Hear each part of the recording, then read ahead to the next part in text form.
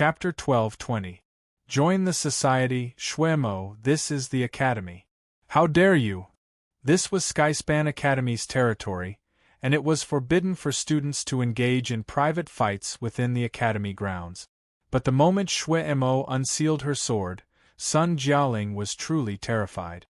I don't dare? Why wouldn't I dare? Shuemo's lips curled into a cold smile. Her scarlet eyes seemed even more dazzling than the pure white of the snow. She flipped her right hand and the sword screeched. In the blink of an eye, Shuemo became one with the sword. With unstoppable momentum, she stabbed viciously at Sun Jialing's chest. It was clear that Shuemo wasn't just trying to scare Sun Jialing. She really wanted to kill her. Shuemo!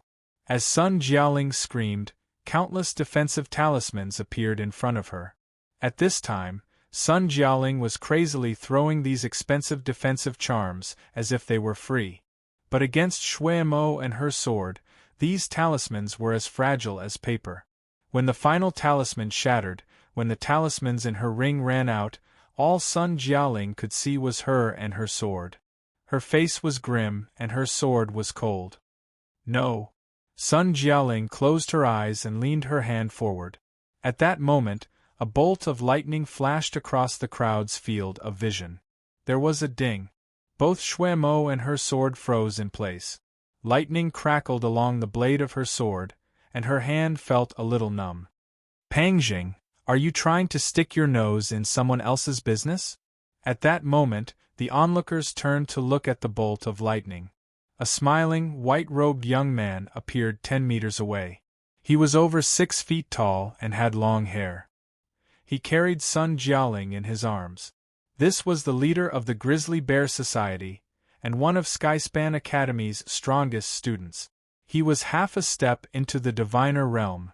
Pangjing. Patting Sun Jialing's shoulder lightly, Pangjing let go of her and chuckled. The Academy forbids private fights. I'm doing this for society leader Shue's sake. Besides, Sun Jialing is the leader of our society. If she's in danger, as the society leader, it's only right for me to step in. She's the one with the nasty mouth. She deserves to die, scolded Shuemo, her eyes like snow. I sincerely apologize for my member's rashness. When we return to the club, I will punish her properly. I will definitely make her remember the pain of her slip of the tongue. Today is the day of the Academy's recruitment, and it wouldn't be good for anyone if blood was spilled. Why don't we put this matter behind us? I'll personally pay you a visit a few days later to apologize. I hope that President Shue can give me face. Pangjing maintained a smile as he spoke. This kind of humble and courteous tone that made others feel like they were bathing in a cool breeze won the favor of both the old and new students. It wasn't until Chen Guangfa leaned over and whispered a few words into her ear that she calmly sealed her sword back into the plum blossom seal. She glanced at Sun Jialing and Pangjing with a smile that wasn't quite a smile. All right, since Pangjing is here today, I'll spare your lowly life.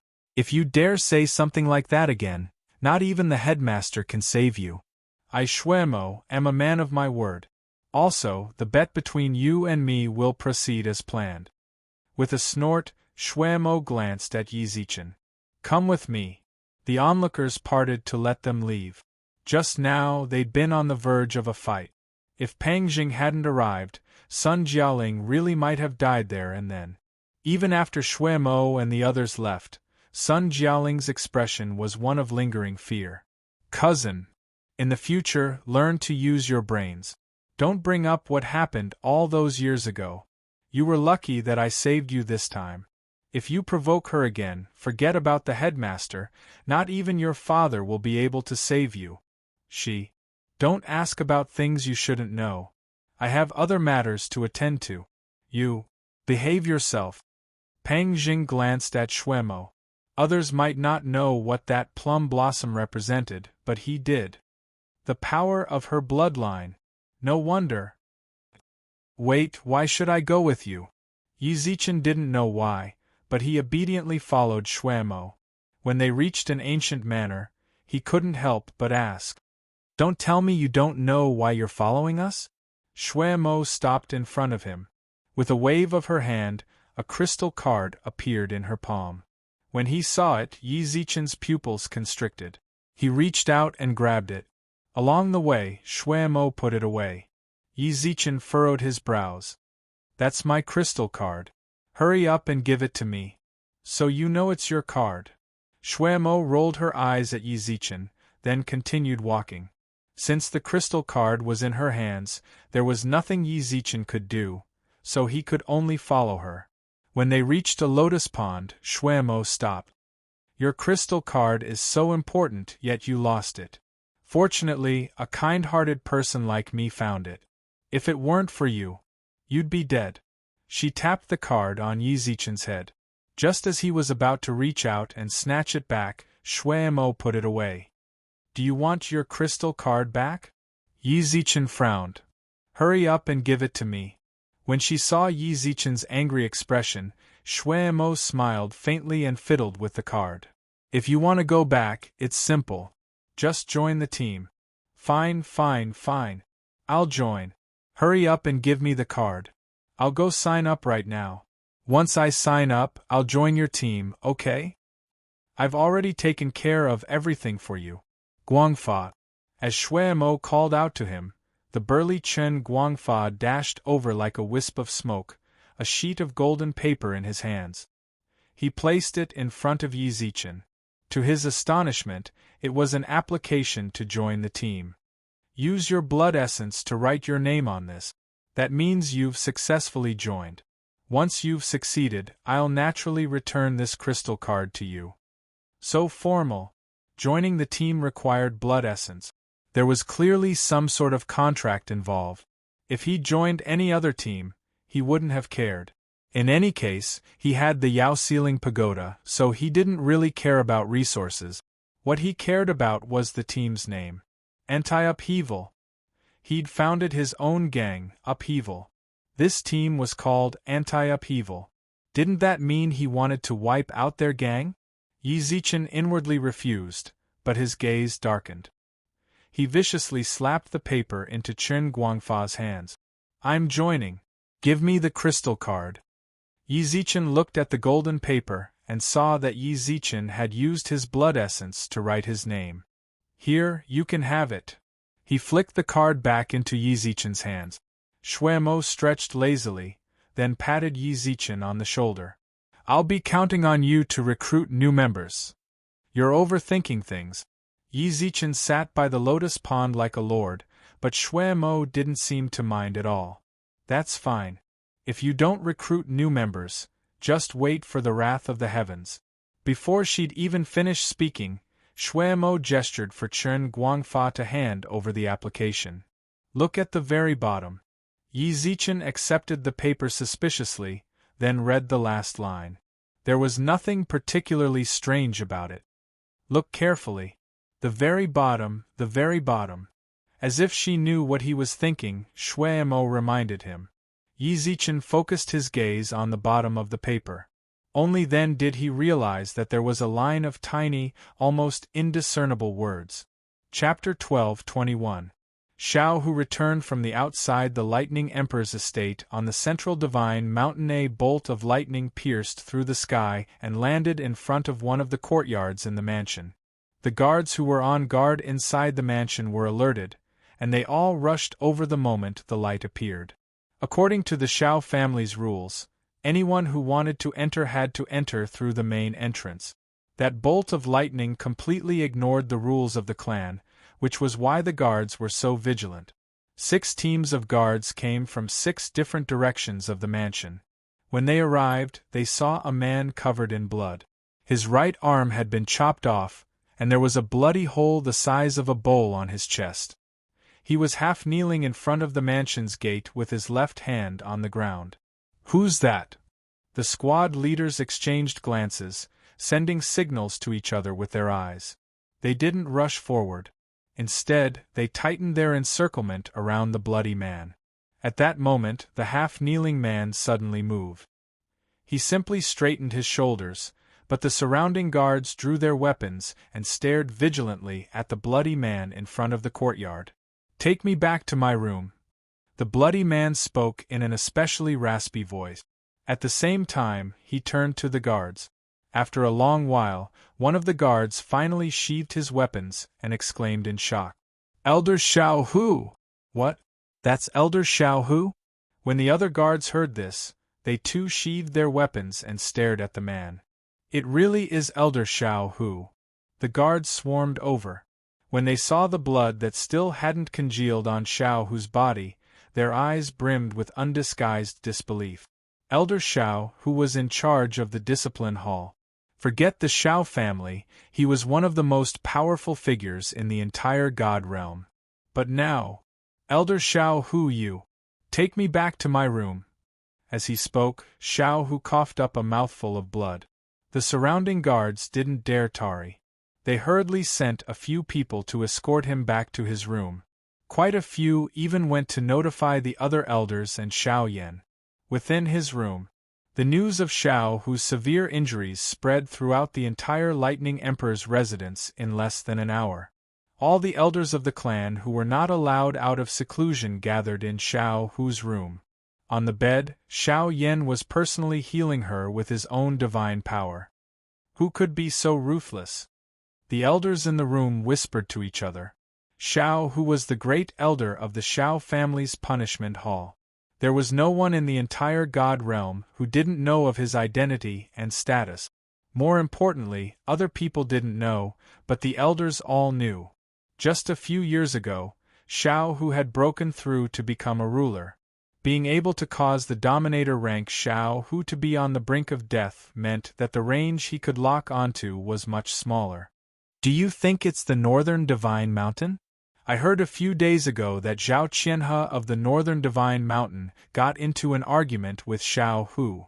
Although Xiao Hu is a sovereign right now, if Zhao Qianhe really wants to kill him, she has the ability to do so. That's impossible. An elder disagreed. Zhao Qianhe's actions represent the Northern Divine Mountain. If she attacked Xiao Hu, doesn't that mean the Sea of Innocence has designs on our Xiao family? We're both from the Divine Mountains, so I don't think the Sea of Innocence would be so ruthless. Besides, it doesn't make sense that the Sea of Innocence is our Lightning Emperor's estate's enemy. Then who do you think it could be? There are only so many sovereigns in the God realm, and there are even fewer who could injure Xiao Hu this badly. Don't be so narrow-minded. Is the God realm the only place with sovereigns? Don't Yao and demons have sovereigns too? If that's the case, the elders in the room fell silent. If it was the demons or Yao who'd injured Xiao Hu, that would be a serious problem. Cough, cough.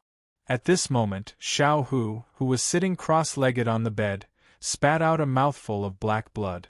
Xiao Yan, who'd been treating his injuries, retracted his divine power and dried the sweat on his forehead. Only then did he get off the bed. For the next few months, you should stay in the clan and focus on healing your wounds. Your injuries this time aren't light. You've even damaged your very essence. Furthermore, I can sense that there's some other kind of energy in your body that I can't remove with my own abilities. I'm afraid only my father can completely wipe it out. However, he's been elusive lately, so all I can do is make sure it doesn't spread. You should be careful to suppress it as well. Thank you for your concern, family head. Xiao Hu panted weakly. The wound on his chest had already healed, but he still looked dispirited. Tiger, who did this to you? Did you get a good look at their faces? Said one of the elders in the room. They dared to injure a member of our Lightning Emperor's estate? Even if they're from one of the sacred lands, we still have to pay them a visit. This elder was clearly implying something. From his tone, it was obvious he was referring to Zhao Qianhe. Don't overthink things. It's not someone from the God realm, said Xiao Hu, leaning against the edge of his bed. If it's not the God realm, then it's not a demon or Yao either. Xiao Hu panted, then snorted and said, It's the outside. Why did you go to the outside? All the elders, including Xiao Yan, were stunned. The outside referred to places that didn't belong to the upper three realms. The three realms had always avoided the outside because the people there were terrifyingly strong. Any one of them could cause the upper three realms a great deal of trouble. Unfortunately, the people of the outside seemed to be restricted by some sort of law. They could only wander the wastelands of the outer realms. They couldn't enter the upper three realms. There was another faction in the outside, a faction that transcended the gods, Yao, and demons. It was called the Witch Clan. Why did you go to the outside? Didn't I tell you to retrieve the Xianyuan sword? Why did the outside get involved? Asked Xiao Yan. I ran into them while retrieving the Xianyuan sword, said Xiao Hu with great difficulty. On my way to retrieve the Xianyuan sword, I ran into an expert from the outside. He was the one who exiled me to the outside. I risked my life, gave up half my cultivation, and destroyed 20% of my soul before I managed to make it back. When he mentioned this, Xiao Hu's eyes were filled with lingering fear. He didn't want to see that group of monsters that ate people without spitting out their bones a second time. But I didn't go to the outside for nothing. I discovered quite a bit of information we didn't know about before. Suddenly, Xiao Hu's pale face broke into a smile. Also, although I didn't get the Xianyuan sword, I know who has it now. I also know about the Yao Ceiling Pagoda. What? The Yao Ceiling Pagoda? Everyone in the room was shocked. Could it be that the Yao Ceiling Pagoda is with that outsider? Chapter 12:22. Recruiting students. There was still some time before Skyspan Academy officially opened, and new student registrations were past their peak. Right now, most of the students were looking to join new student societies, or they were looking to find a good society to join. Yi Zichen sat with his straw hat against a tree trunk in a rather shabby-looking society recruitment office under the shade of a tree. Achoo! Yi Zichen rubbed his nose, then lifted his straw hat. Who's bad-mouthing me behind my back? Yi Zichen's life had been miserable over the past few days. Recruiting wasn't something just anyone could do. It didn't matter how strong or talented the new students were. As long as they were alive, countless factions would fight over them. In the first few days, he'd been able to swindle a few newcomers, but now they'd all learned their lesson. All of them were waiting for the right price, and would join whichever society offered the most benefits. Yi Zichen wasn't the type to take the initiative, so few people showed up at his booth. I've really fallen into a trap. Yi Zichen leaned against the tree and lowered his head. He never would have guessed Shuemo would play tricks on him. It was impossible for him to break the contract. He could feel that there was a law restricting him. But it was strange. Based on what Yi Zichen learned, Anti-Upheaval used to be the strongest student society in Skyspan Academy. At its peak, even if the other top 5 student societies joined forces, they'd find it difficult to shake their position. Although some changes had occurred, a starving camel was still bigger than a horse. Why was it that as soon as they saw Anti-Upheaval's recruitment booth, they scurried away as if they'd seen the plague?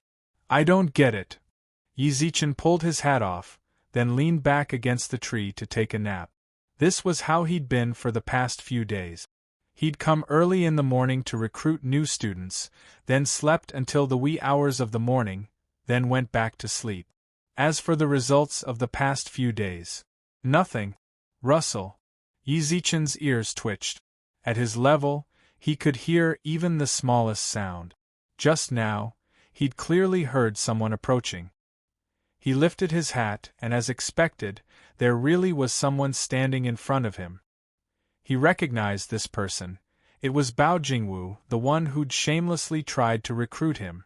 Captain Bao, how did you find the time to come visit? Yi Zichen patted the dust off his face and stood up. The relationship between our two families isn't too harmonious.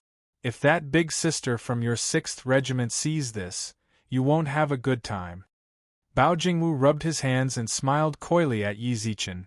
Brother Yi, I'll cut to the chase. Actually, I came here because platoon leader's son told me to. Yi Zichen raised his eyebrows. She told you to come?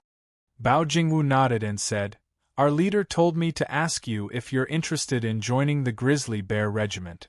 As long as you come, she can promise to give you the position of vice captain, as well as the benefits that only Sky Supremes can enjoy. Whoa. Yi Zichen could tell from Bao Jingwu's eyes that he was actually rather jealous. Speaking of which, it made sense. A new student like him, who hadn't made any contributions to the team, would be directly promoted to vice team leader and enjoy the benefits of a heavenly supreme. Anyone would be jealous if they were in his shoes. However, Yi Zichen couldn't understand why Sun Jialing would do that. Was it because she wanted to fight Shuemo? If that was the case, battles between women were truly terrifying. Her offer was tempting, but Yi Zichen had already joined Anti-Upheaval, so he could only refuse. "I'm sorry, but I've joined Anti-Upheaval." With that, he flashed his emblem. Anti-Upheaval's emblem was a dove. Yi Zichen had asked Chen Guangfa why he'd chosen it, but he'd said that Anti-Upheaval's mission was to pacify war, and the dove represented peace. Bao Jingwu's eyes flashed with a hint of anxiety. "Brother Yi, even if you join, you can still leave. Anti-Upheaval is a thing of the past. Our Grizzly Bear Society is the strongest society in the Academy. You won't regret joining us, so come on." "I'm not going." Yi Zichen shrugged. "Brother Yi." To his surprise, Bao Jingwu grabbed Yi Zichen's arm and looked like he was about to cry. "I'm begging you. Platoon Leader Sun gave me an absolute order to recruit you into our society. If you don't come, I won't be able to keep my position. I might even have to expel the Grizzly Bear Society. Isn't that perfect? Why don't you just join me?" Yi Zichen patted Bao Jingwu on the shoulder and welcomed him warmly. "Hurry up and leave. Join our Anti-Upheaval Society. Forget about being a squad leader, I'll even make you a squad leader. Besides, think about it. Although Anti-Upheaval has fallen from grace, a starving camel is still bigger than a horse. At the end of the day, our society still has more resources than other societies. The Grizzly Bear Society's momentum is indeed fierce. We have a lot of resources, but we have a lot of people, right? No matter how many resources we have, if we split them evenly among everyone, how much would there be? Join me, on the other hand, is different. We only have a few people, so you'll definitely get more resources than the Grizzly Bear Society. Think about it.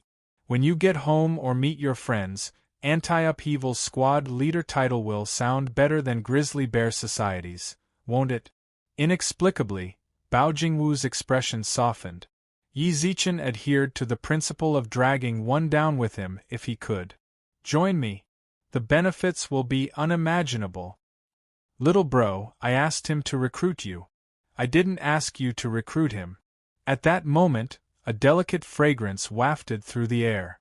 Yi Zichen looked in the direction of the fragrance, and saw Sun Jialing swaying her hips as she walked past.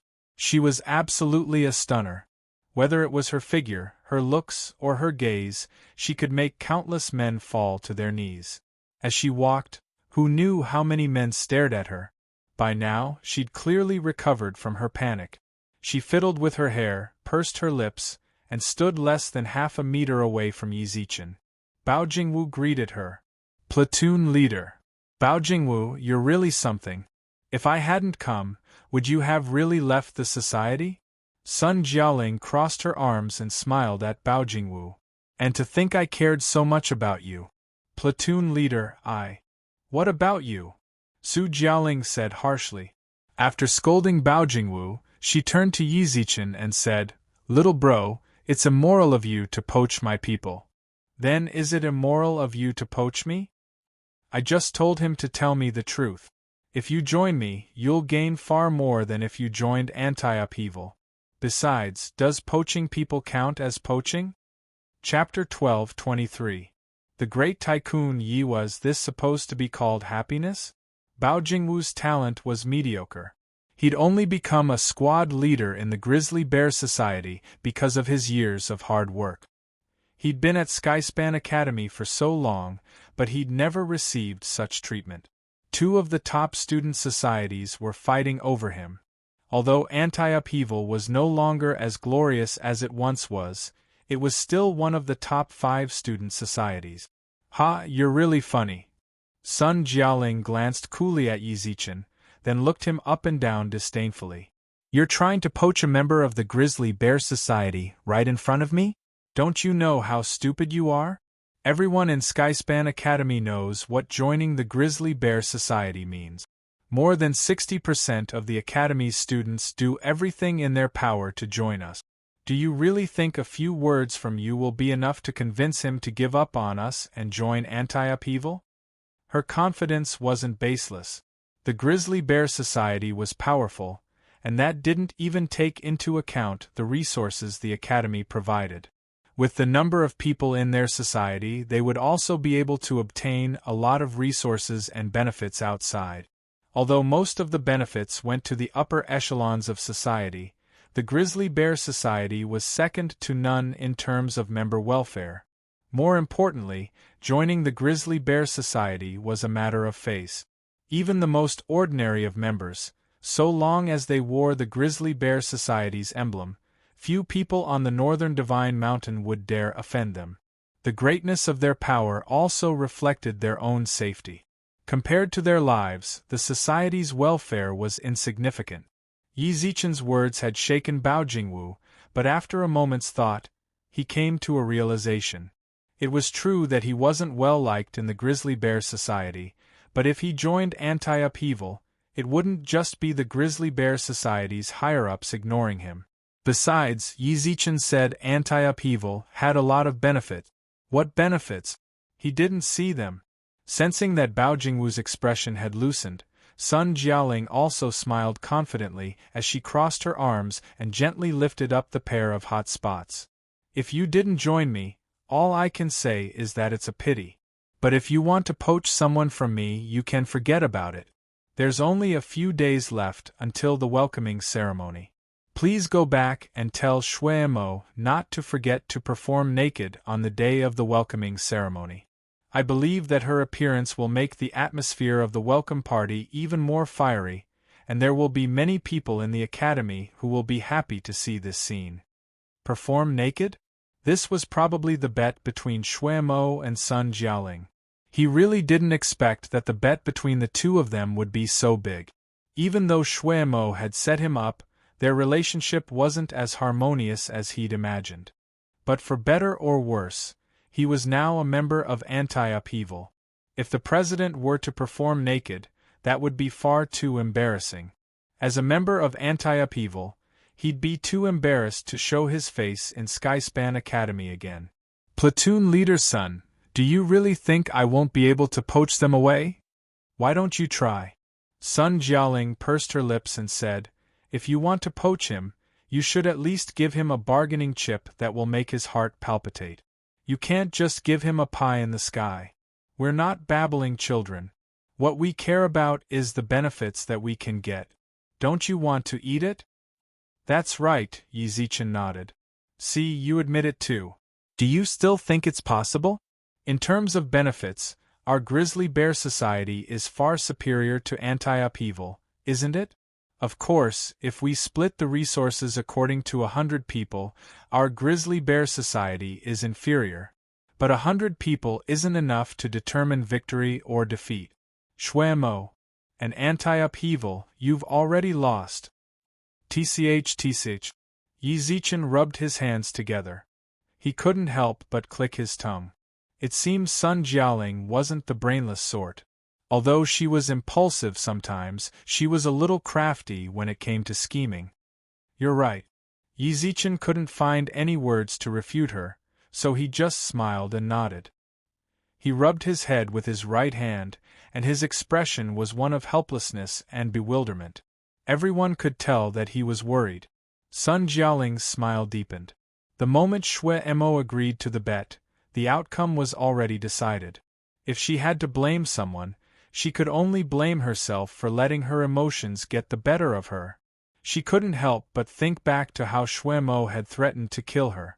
In that instant, she had to admit that she was truly afraid. You want to fight me? Just wait until you embarrass yourself at the welcoming ceremony in 3 days. You should think about it carefully. Sun Jialing hid her cold smile, then crossed her arms and laughed. In the end, will you quit and join the Grizzly Bear Society, or will you stay with anti-upheaval and suffer humiliation? Of course, I won't hold it against you for what you said just now. I'm a magnanimous person. The doors of the Grizzly Bear Society will always be open to you. I appreciate your good intentions, but there's no need for me to join your society.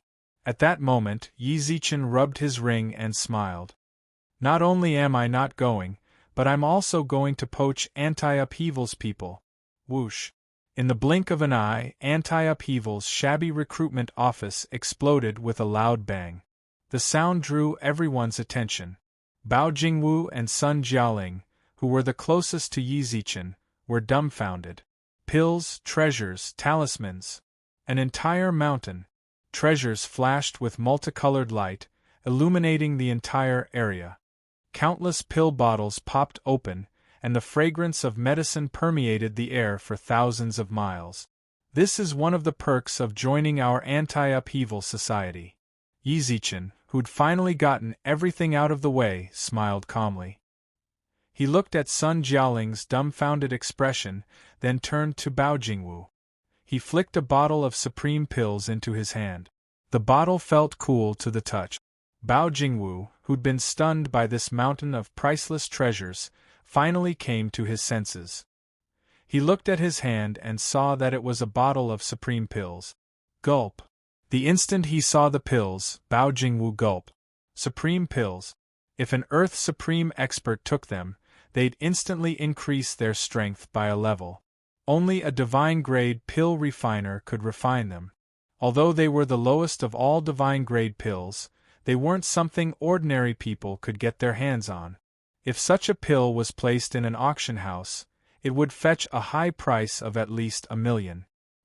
He glanced at the mountain of supreme pills. There were no fewer than 10,000 bottles.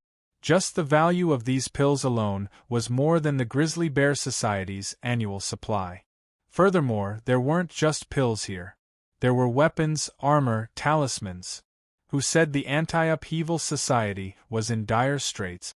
Based on this mountain of treasures, Bao Jingwu would fight anyone who dared say that. At that moment, Yi Zichen raised his eyebrows at Bao Jingwu with a smile. Chapter 12:24. Swarm over, are you coming? Two simple words shattered all of Bao Jingwu's attachment to the Grizzly Bear Society. He'd been invisible in the Grizzly Bear Society to begin with. Why had he persisted? In terms of fame, Anti-Upheaval was one of the top 5 student societies. Even though they were in dire straits, he had faith in Anti-Upheaval's resources. He firmly believed that they could regain their former glory. Come. Bao Jingwu steeled his resolve, tore the Grizzly Bear Society emblem to shreds, clutched the supreme pill, and walked up to Yi Zichen. Platoon Leader Yi, please take care of me in the future. As he spoke, he kept looking at the pile of treasures and kept swallowing his saliva. Stop looking. Work hard for Anti-Upheaval, and you'll be rewarded handsomely. Yi Zichen patted Bao Jingwu on the shoulder. It just so happens that Anti-Upheaval is still in the midst of development. I don't have many subordinates, so I won't give you an empty position. Just be my assistant.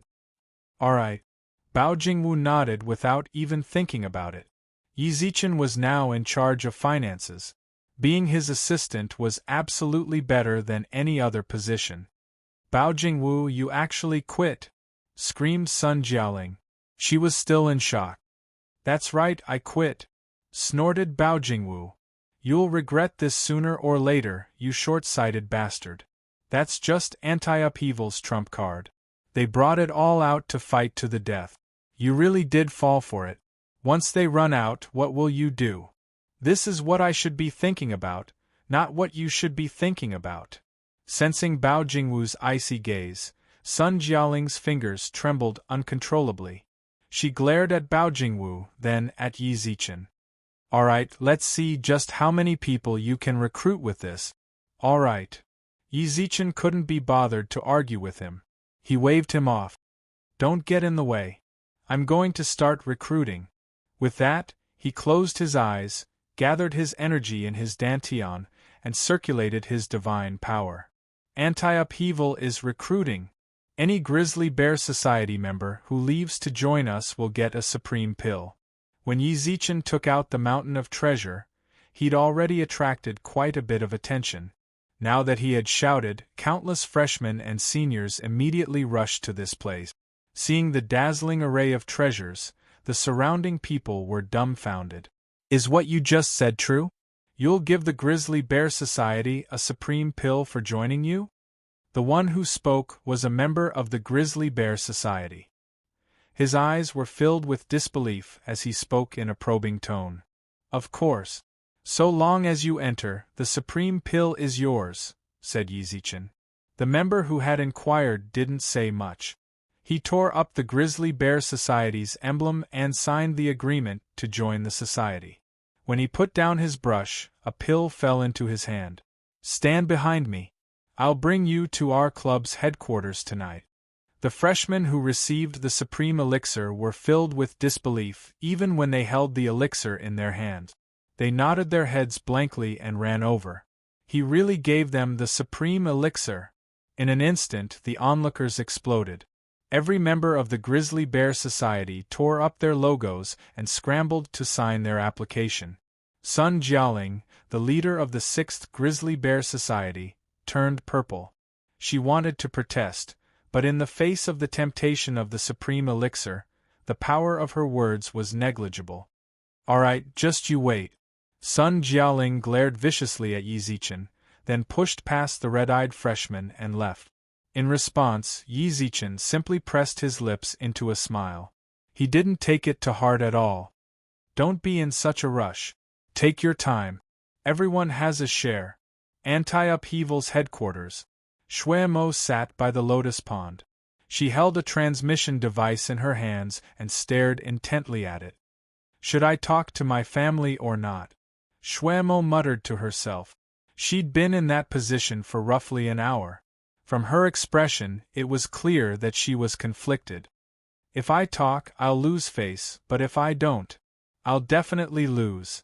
She fiddled with the transmission device, and the struggle on her face grew more and more obvious. Senior apprentice sister. At that moment, Chen Guangfa hurried over from the lotus pond. Shui Mo put away the transmission device, turned around, and frowned. What is it? Yi Zichen, he. What's wrong with him? Didn't I tell him to go recruit new members? The results must be miserable. Shui Mo could picture it. In terms of fame, they couldn't compare to the other 4 noble societies, and in terms of resources, they couldn't even begin to compare. That guy's too fierce. After a while, Chen Guangfa gulped and shouted, not only did he recruit new members, but he's also poaching members of the Grizzly Bear Society. In less than an hour, more than 1,000 Grizzly Bear Society members have left to join us. How did he do it? Shui Mo didn't understand. Come with me and you'll understand. This Yi Zichen is too ruthless. When I ran into Sun Jialing just now, her face turned green with anger. All right, let's go take a look. Within an hour, news of the Grizzly Bear Society members joining anti-upheaval and receiving a supreme pill spread throughout Skyspan Academy. More and more Grizzly Bear Society members hurried over. In an instant, the other societies' recruitment centers were pitifully shabby, while Yi Zichen's was bustling with activity. Don't rush, don't rush. Take your time. Everyone has a share. As long as you're a member of the Grizzly Bear Society, it doesn't matter if you're a newcomer or an old member. You can join anti-upheaval. The previously recruited members had already begun to sort things out. The places where they filled in the application forms were also managed in an orderly manner. Of course, most of the people who left were new members. Old members all had accumulated points. Leaving meant that all their accumulated points would disappear. Quite a few people chose to watch from the sidelines. Anti-upheaval's resources were truly frightening, but that was only for now. They had to consider whether or not they'd have enough resources to support them in the future. Hey bro, what about those of us from other societies, or those who haven't joined yet? Are there any benefits? Asked one of the onlookers. Their hearts itched. That was a supreme pill they were talking about. Tossing it out like it didn't cost anything. Who wouldn't be tempted? To tell the truth, some of them had considered trying to steal it, but since they were in Skyspan Academy, they didn't dare act rashly. Look at my poor memory. I almost forgot. Just now, they'd been so focused on suppressing Sun Jialing's arrogance that they'd forgotten about the other societies and those who hadn't. Those from other societies, or those who haven't joined yet, 6th-stage Earth Supremes and above can receive 1 Aureus, while 6th stage and below can receive 100 Aureus. No way. That's too much of a difference. Someone yelled. Chapter 12:25. People nicknamed Excavator, Senior Apprentice Sister, wait for me. Shui Mo had just arrived from Anti-Upheaval's headquarters, so Chen Guangfa had no choice but to chase after her and shout for her. When she arrived at the Society recruitment office, she was greeted by the sight of Anti-Upheaval's entrance, which was packed to the brim with people. Make way. Shui Mo stood at the back of the crowd. The new and old students waiting to join couldn't help but frown and look back. When they saw that it was Shui Mo, they hurriedly smiled and made way for her. Don't be in such a rush. Let's take it slow. Yi Zichen was busy dealing with the surrounding students, so he hadn't noticed Shui Mo's arrival. Shui Mo didn't make a sound either. She simply stared at the mountain of treasure in a daze. Society head. Bao Jingwu glanced at Shui Mo out of the corner of his eye. As soon as she spoke, all of Anti-Upheaval's members straightened their backs and respectfully called out, Society head. Yi Zichen turned around and couldn't help but arch his brows. You're here. You. When she saw his smile, Shui Mo furrowed her brows, unable to speak for a long while. Her furrowed brows were most likely directed at the mountain of treasure. She'd received Yi Zichen's crystal card before, so she knew exactly how long he'd been in the God Realm. How could a newbie who just entered the God Realm have so many resources? Don't look so surprised. We're recruiting new members for your Anti-Upheaval Society, said Yi Zichen with a smile.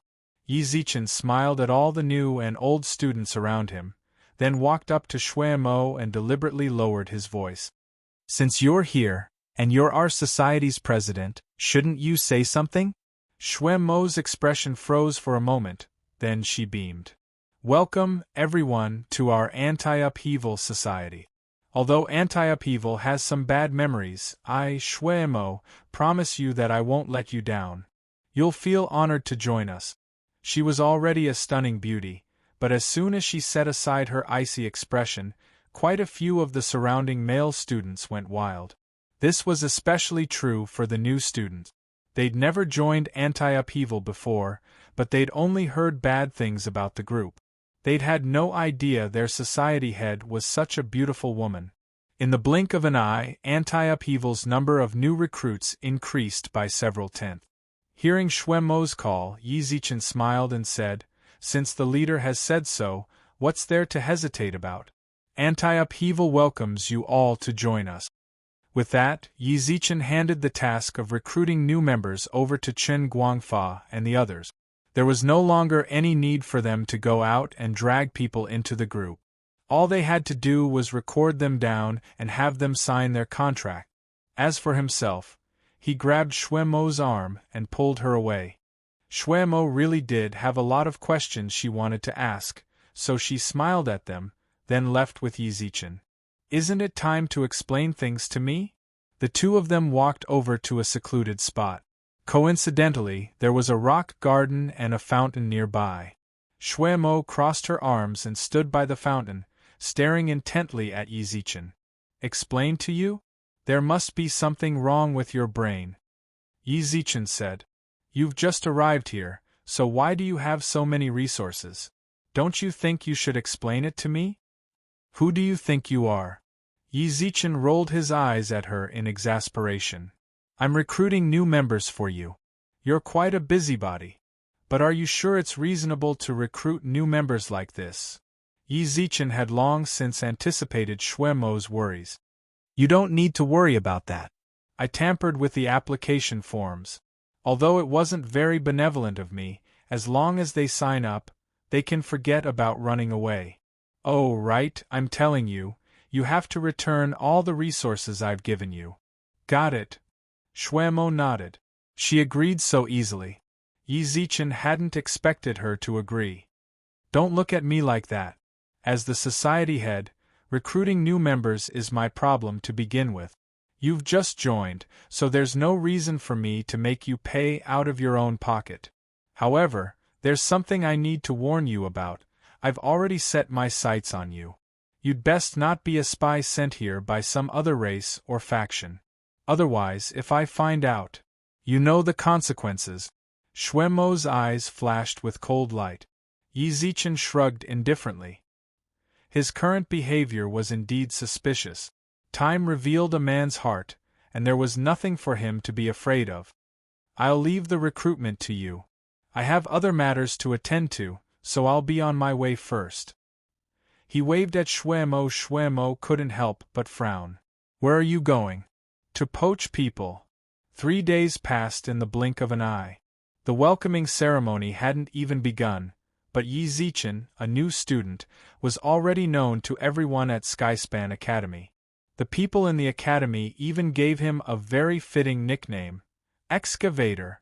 Over the past 3 days, he'd met with the Grizzly Bear Society's 5 platoon leaders in private, as well as over 30 flagbearers. No one knew what he'd promised them, but 2 platoon leaders and over 20 flagbearers had left the Grizzly Bear Society. Not only did the Grizzly Bear Society not grow stronger, but it actually suffered a sharp decline. Anti-Upheaval, on the other hand, had over 100,000 members, including over 3,000 Sky Supremes. They'd even split into 2 squadrons, each led by the 2 leaders who'd left the Grizzly Bear Society. This was one of their requirements for joining Anti-Upheaval.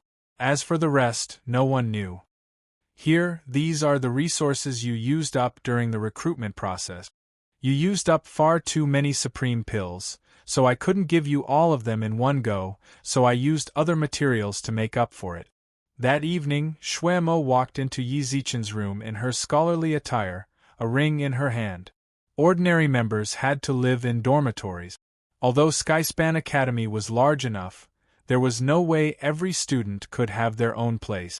In the society, only the leaders could have their own rooms in the society.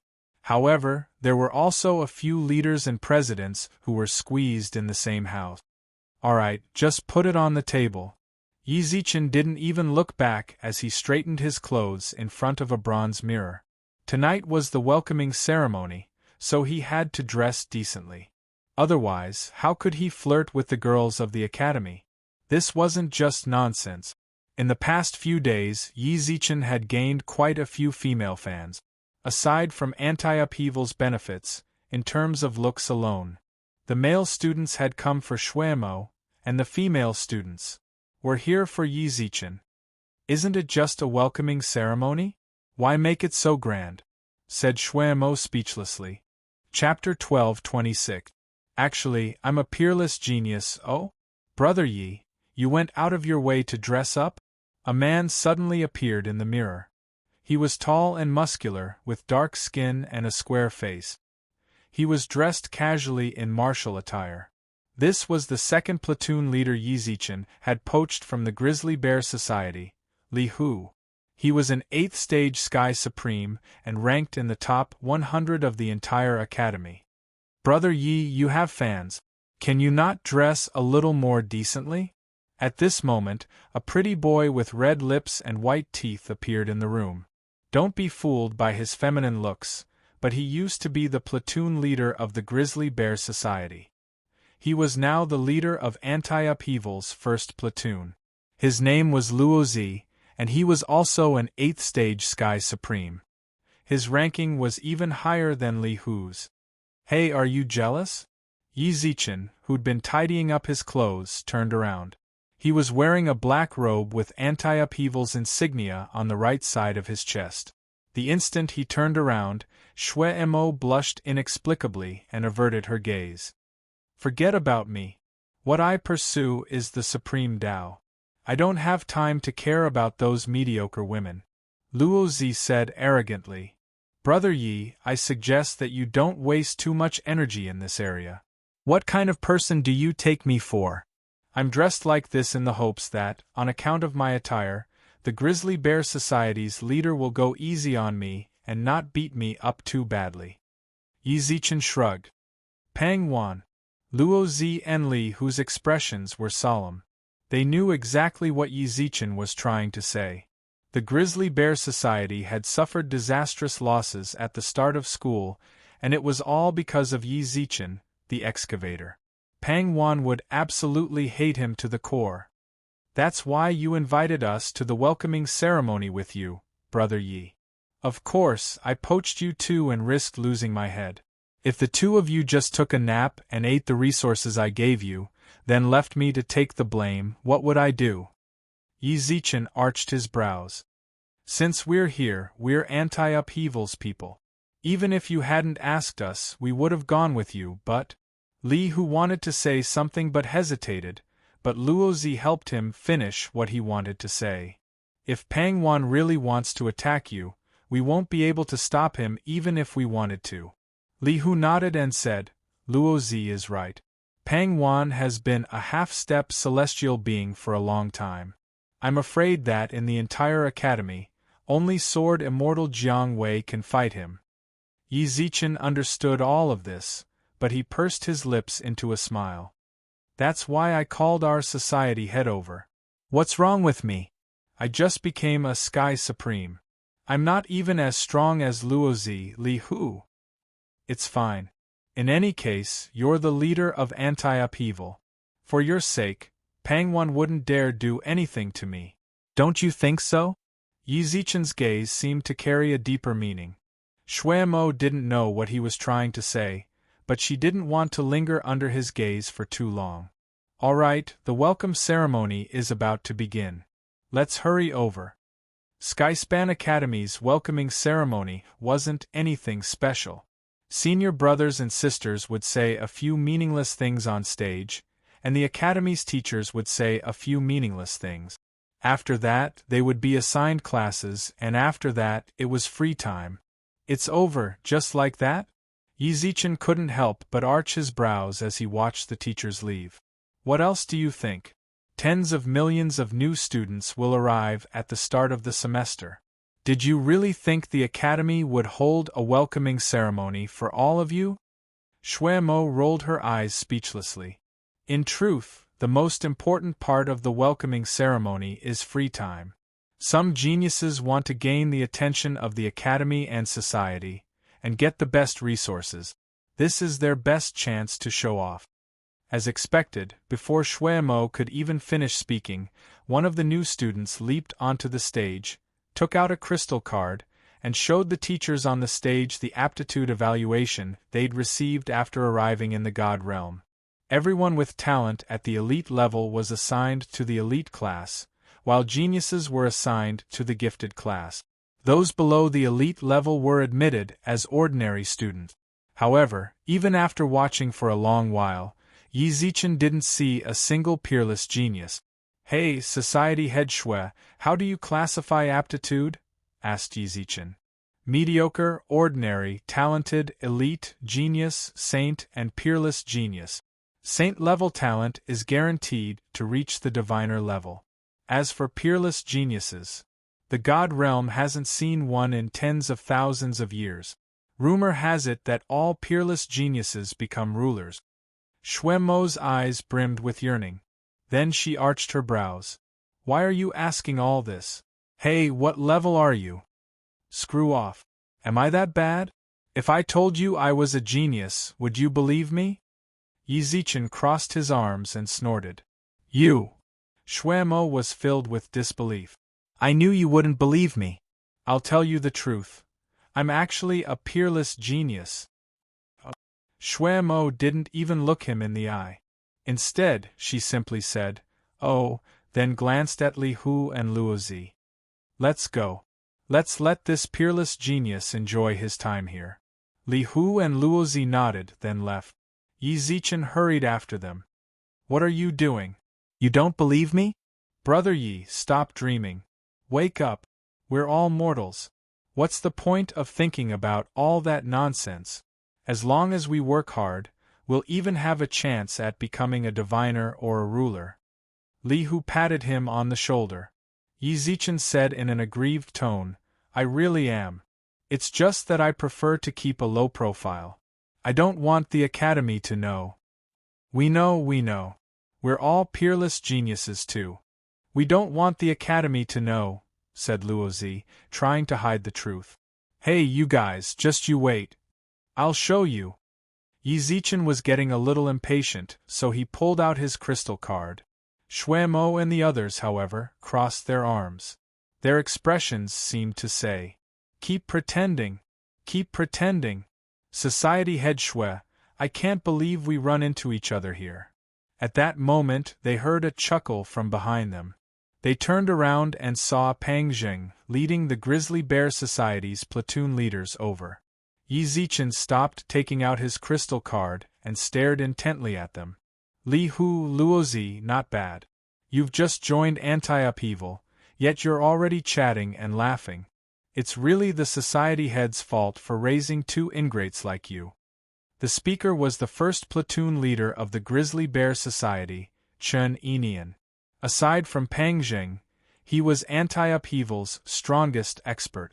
He was a 9th stage Sky Supreme, and the first platoon leader Yi Zichen had met. However, Chen Enian had cursed him out and even kicked him twice. This was our own choice. Besides, we enjoyed the Grizzly Bear Society's resources and contributed to it, snorted Li Hu. You still have the nerve to say that. Chen Enian's expression darkened, and he took a step forward. Chapter 12:27. Sincerity. There were countless geniuses and geniuses at the welcoming party. Practically everyone's attention was on these geniuses, so Yi Zichen's small clash didn't seem to attract anyone's attention. The atmosphere was somewhat tense. Yi Zichen pursed his lips into a smile, then walked to the center. What's going on? Everyone has their own ambitions. Although Brother Luo and Brother Li used to be members of the Grizzly Bears, it doesn't mean that they'll be your people forever, right? You brat, you really dared to come to the welcome party. Chen Enian raised a finger and cursed. Why can't I come? I'm also a student of Skyspan Academy. Yi Zichen shrugged, then stared coldly at Chen Enian's finger. I really hate it when people point at me. You're quite unyielding. Not only did you poach our Grizzly Bears people, but you still dare to speak to us like this? I'm not only pointing at you, I'm also going to hit you. As he spoke, Chen Enian suddenly clenched his fist. Luo Zi and Li Hu suddenly took a step forward, the divine power in their bodies silently circulating. Yi Zichen's pupils constricted. He was on full alert, but his gaze fell on Pang Zheng. Chen Enian was only the commander of the Grizzly Bear Regiment. Whether or not he would take action depended on Pang Zheng's decision. At that moment, the people from the welcoming party also gradually noticed Yi Zichen's situation. Many people began to look over, and the teacher on the podium also looked over. Pang Zheng, what are you guys doing? One of the teachers said. In the face of the teacher's questioning, Pang Zheng's gaze locked with Yi Zichen's. As they stared at each other, no one took even half a step back. Soon after, a smile appeared on the corner of Pang Zheng's mouth. There's nothing wrong with us. You can continue with your work. Pang Zheng bowed to the teacher in the manner of a student. His gaze turned solemn again as he spoke to Chen Enian. Come back in a year. When Chen Enian heard this, he retreated to Pang Zheng's side. Luo Zi and Li Hu followed suit, then returned to Yi Zichen's side. When I saw Brother Yi that day, I felt that Brother Ye's bearing was extraordinary. These past few days, this Pang has personally experienced Brother Ye's brilliant moves. The expert was naturally referring to Yi Zichen, the excavator. The withdrawal of 2 platoon leaders and dozens of flag-bearers had affected the Grizzly Bear Regiment greatly. In particular, more than 20% of the ordinary members had left the Grizzly Bear Society, causing its overall strength to plummet. On the outside, Pang Zheng appeared to be indifferent to everything, and he did not have a strong desire for power. However, he couldn't really be indifferent to this kind of loss. President Pang, you're exaggerating. Yi Zichen shrugged with a smile, then his gaze landed on Sun Jialing. Leader Sun, it seems like you've lost the bet with our president. Sun Jialing had lost the bet. According to the agreement, she was supposed to take off all her clothes and give a unique performance in this welcome party. But until now, she had not fulfilled the conditions of the bet. Hearing Yi Zichen mention it, Sun Jialing lowered her head. With a warm smile, Pang Jing gently patted Sun Jialing's shoulder and said, I'm here because of the bet between my cousin and President Shui. She's your cousin? Yi Zichen arched his brows. It wasn't just him. Not even the older students knew of Pang Zheng and Sun Jialing's relationship. No wonder she'd become the Grizzly Bear Society's leader. Previously, they'd thought she'd gotten her position by sleeping with them. She's my cousin. Pang Zheng nodded and said, I've heard about the bet between Jia Ling and President Shui. Jia Ling indeed lost the bet. However, the terms of the bet are a bit harsh for a girl. Girls care a lot about their reputations. How will she face the world if she performs nude in front of the academy? How interesting, sneered Shuemo. Sun Jialing was the one who set up the bet. Now that she's lost, she says it's bad for her reputation? If I were to lose, I wonder if President Pang would still say these words in such a righteous manner? President Shui, I came to negotiate with you in good faith. Pang Zheng's gaze darkened. Then why don't you tell us your sincerity? Said Shuemo. How about we forget about the bet? In truth, President Shui, even if you won, it wouldn't be all that glorious, would it? You want to poach people from our Grizzly Bear Society? If we forget about this, I won't hold it against you for poaching people, said Pang Zheng. Wow, that's a lot of sincerity, said Yi Zichen. Then what do you want? I've already given you enough face by coming here. Otherwise, even if I hadn't come looking for you, Jialing wouldn't fulfill her end of the bet. What could you do? Pang Zheng laughed loftily. Do you really think you can do anything to our Grizzly Bear Society with just the few of you? Or rather, do you want to provoke my Northwest Pang family? Society head Pang, your public persona has crumbled, laughed Yi Zichen. In the past, Pang Zheng had always been polite and humble, never fighting for power. His words just now were completely at odds with his usual demeanor. Is the Pang family really that powerful? In the face of Pang Zheng's threat, Shuemo simply rubbed her nose, a hint of playfulness in her eyes. When he saw her indifference, Pang Zheng's heart sank. So she really was from there. The Northwest Pang family's influence on the northern Divine Mountain couldn't be underestimated, but compared to the people from there was no comparison at all. Was she really from there? Pang Zheng's mind raced. After a while, he sighed. Society head Shui, what do you want to do? It was better to be safe than sorry. If Shuemo really was from there and provoked him, the Northwest Pang family wouldn't even be a match for her. Yi Zichen, what do you think we should do? Shuemo tilted her head. If you ask me, I naturally want platoon leader Sun to fulfill her end of the bet. Yi Zichen didn't even try to hide his gaze as he glanced at Sun Jialing's private parts. That's a benefit for all students. Just as Pang Zheng's expression changed, Yi Zichen changed the topic. But for better or worse, she's still society head Pang's cousin. Even if I don't give her face, I have to give her face. Otherwise, what if he orders his family to kill me? I'm just a nobody. I can't afford to provoke that. Northwest Pang family, right? That's right, that's right. They're such a big family. Just mentioning their name makes my legs go weak. This was obvious mockery. Shuemo and the others couldn't help but laugh. Pang Zheng's face was ashen, but given Shuemo's unknown background, he could only clench his fists and endure. Chapter 12:28. Your priceless Pang Zheng grabbed the jade slip, then glanced at Yi Zichen. From the way he'd taken it out, it was clear that he'd come prepared. He'd calculated that Yi Zichen would eventually give in and use this method to end things. Perhaps he wasn't 100% sure, but anyone who'd thought this far ahead was no ordinary person. Pang Jing glanced coolly at Yi Zichen, then probed the jade slip with his divine sense. That's impossible. Pang Jing didn't even look at it. After a single glance, he rejected the jade slip's offer of compensation. Society head Pang, what do you mean? Asked Yi Zichen. You're asking for too much. How much? Yi Zichen pointed at the jade slip, then walked up to her. The compensation is based on Society Head Shui and Society Head Pang's statuses. Given our statuses, it's reasonable to offer compensation, as well as compensation for Society Head Shui's psychological damage and damage to our reputation.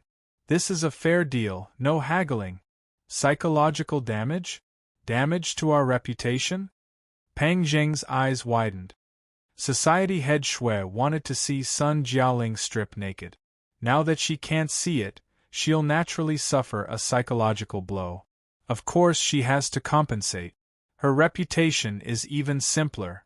Society Head Shui has always been a man of his word. Now, for Society Head Pang's sake, she's given up on having Sun Jialing strip naked. Isn't that bad for Society Head Shui's reputation? Don't go too far. It's you. Don't go too far. Yi Zichen's expression instantly darkened, then he rubbed his ear with a smile. He rubbed his ear and laughed. Do you know who you're talking to? Don't forget whose territory your Pang family is based on. Either pay up or hurry up and strip. We don't have much time to waste on you. Under Yi Zichen's icy gaze, Pang Zheng's heart sank. He clenched his fists and forcibly suppressed his anger, then re-examined the compensation. I don't have that much on hand right now. Give me some time to prepare. An hour? Don't tell me it's not enough. Given Society Head Pang's status, an hour is more than enough. Pang Jing, all right. Sure enough, within an hour, a few members of the Grizzly Bear Society arrived and handed Pang Jing a ring and 3 gold cards. Here's 3 million aureus and the resources you promised. Shui Mo and the others didn't know exactly how many resources were stored in the ring, but the 3 million aureus still shocked them. At the time, they'd wondered what Yi Zichen had asked for to provoke such a reaction from Pang Jing.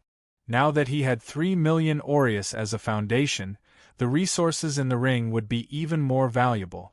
He felt sorry for Pang Jing for 3 seconds. Of course, she only felt sorry for him for 3 seconds. Shui Mo and the others were all from Anti-Upheaval. They'd never been on good terms with the Grizzly Bear Society. The Anti-Upheaval Society was more than happy to see Pang Jing bleed. Yi Zichen accepted the ring and golden card, then briefly checked the contents of the ring. He didn't reveal anything, so he retracted his divine sense and smiled leisurely. Then I'll kindly accept it on behalf of Anti-Upheaval. Now that we're even, I won't disturb you anymore. I'll take my leave first. After bleeding so much, Pang Jing's face turned green. He cupped his fists and was about to leave, but after taking a few steps, he stopped. I hope to see you in the ranking battles in half a year, Brother Yi. I can't say for sure, but I'll do my best to go. Yi Zichen laughed. Pang Jing led the grizzly bears away. At that moment, Shui Mo ran over like a little miser and snatched the ring. She wanted to see what was inside. Before long, she looked at Yi Zichen in astonishment. You're too black-hearted. No wonder Pang Jing's face turned so green. You probably asked for half of his wealth. How much? I thought it was too little. Don't think too lowly of yourself. You're worth far more than this. Or perhaps you should say you're priceless. I asked him for this because I knew he couldn't afford it. Yi Zichen smiled calmly, then placed the 3 golden cards in Shui Mo's hands. Use this money to develop Anti-Upheaval. With what Pang Jing gave us, we should be able to recover a bit. At the same time, Yi Zichen stretched lazily and yawned. I've been too tired these past few days. I'm going back to sleep. Even after Yi Zichen left, Shui Mo stared blankly at the golden card and ring in her hands. Yi Zichen's words echoed through her head. After a long while, she came to her senses. When she saw that Yi Zichen had disappeared, she couldn't help but ask, "Where's Yi Zichen?" "He said he went back to rest," replied Li Hu. "Then let's go back too." "Let's go back then." Shui Mo put the ring and golden card away, then put her hands behind her back and walked to the front. However, something else clearly lingered in her eyes. Divine power is actually a product of immortal power. Compared to immortal power, divine power is of a higher grade. In a classroom large enough to hold 100,000 people, the teacher was explaining the origins of divine power. Yi Zichen sat in the most inconspicuous corner, his eyelids drooping as he yawned. It couldn't be helped. This sort of topic really didn't interest him in the slightest. What's more, there were 100,000 people crammed into the classroom. Although everyone held their breaths and didn't dare make a sound, perhaps no more than 10% of them could actually study. However, they had to attend this sort of class. If they didn't, their academic credits would be deducted. Once their academic credits dropped to a certain level, they'd lose the right to study at the academy. "Excuse me." Just as Yi Zichen was taking a nap, someone inexplicably whispered into his ear. When he heard this, he looked up and saw Shui Mo standing next to him with her hair up. He didn't know when she'd appeared. "Why are you here?" After reaching the Sky Supreme level, there was no need for her to attend classes. Even if she really wanted to attend, she didn't need to attend this sort of basic class. "Hurry up and move over. Do you want others to discover that I'm here?" In response, Yi Zichen shuffled over. Shui Mo cautiously looked around, then shrunk back into Yi Zichen's seat. As she sat down, Yi Zichen took a closer look at her attire. She looked quite feminine. "This class is so boring, isn't it?" said Shui Mo as she sat down and listened to the teacher's meaningless words.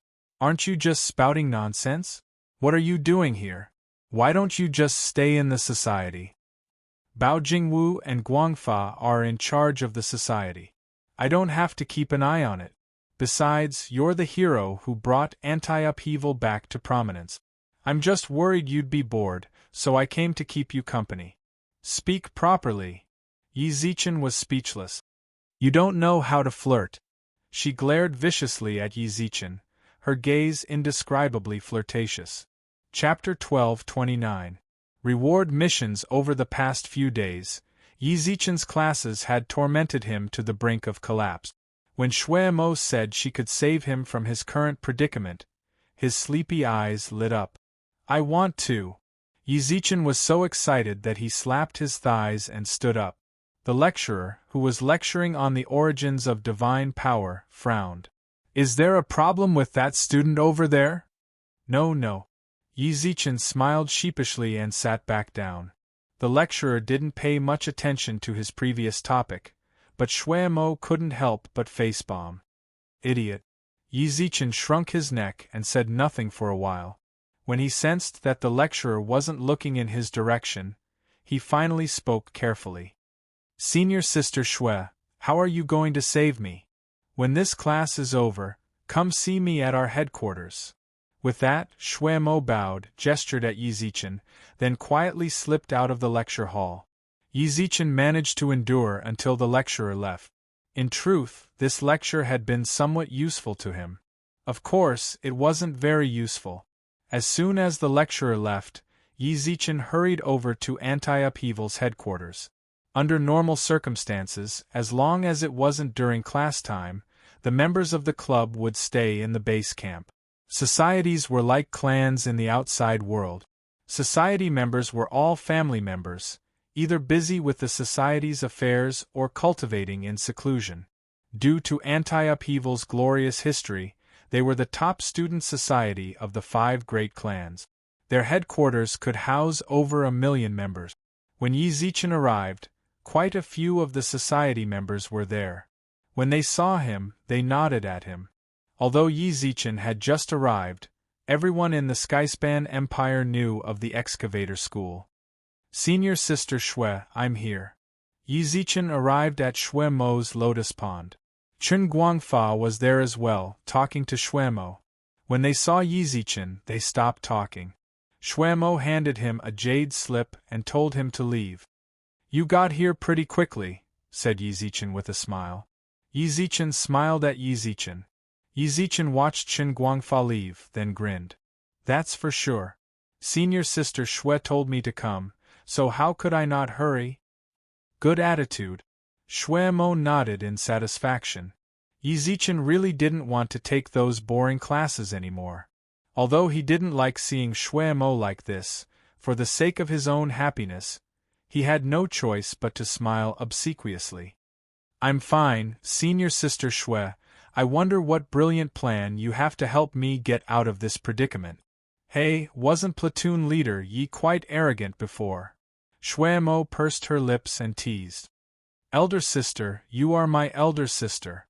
In the past, I was young and ignorant. Hurry up, if you have any tricks up your sleeve, just say it.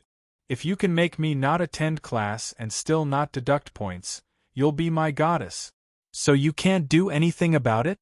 Yes, you have always been my goddess.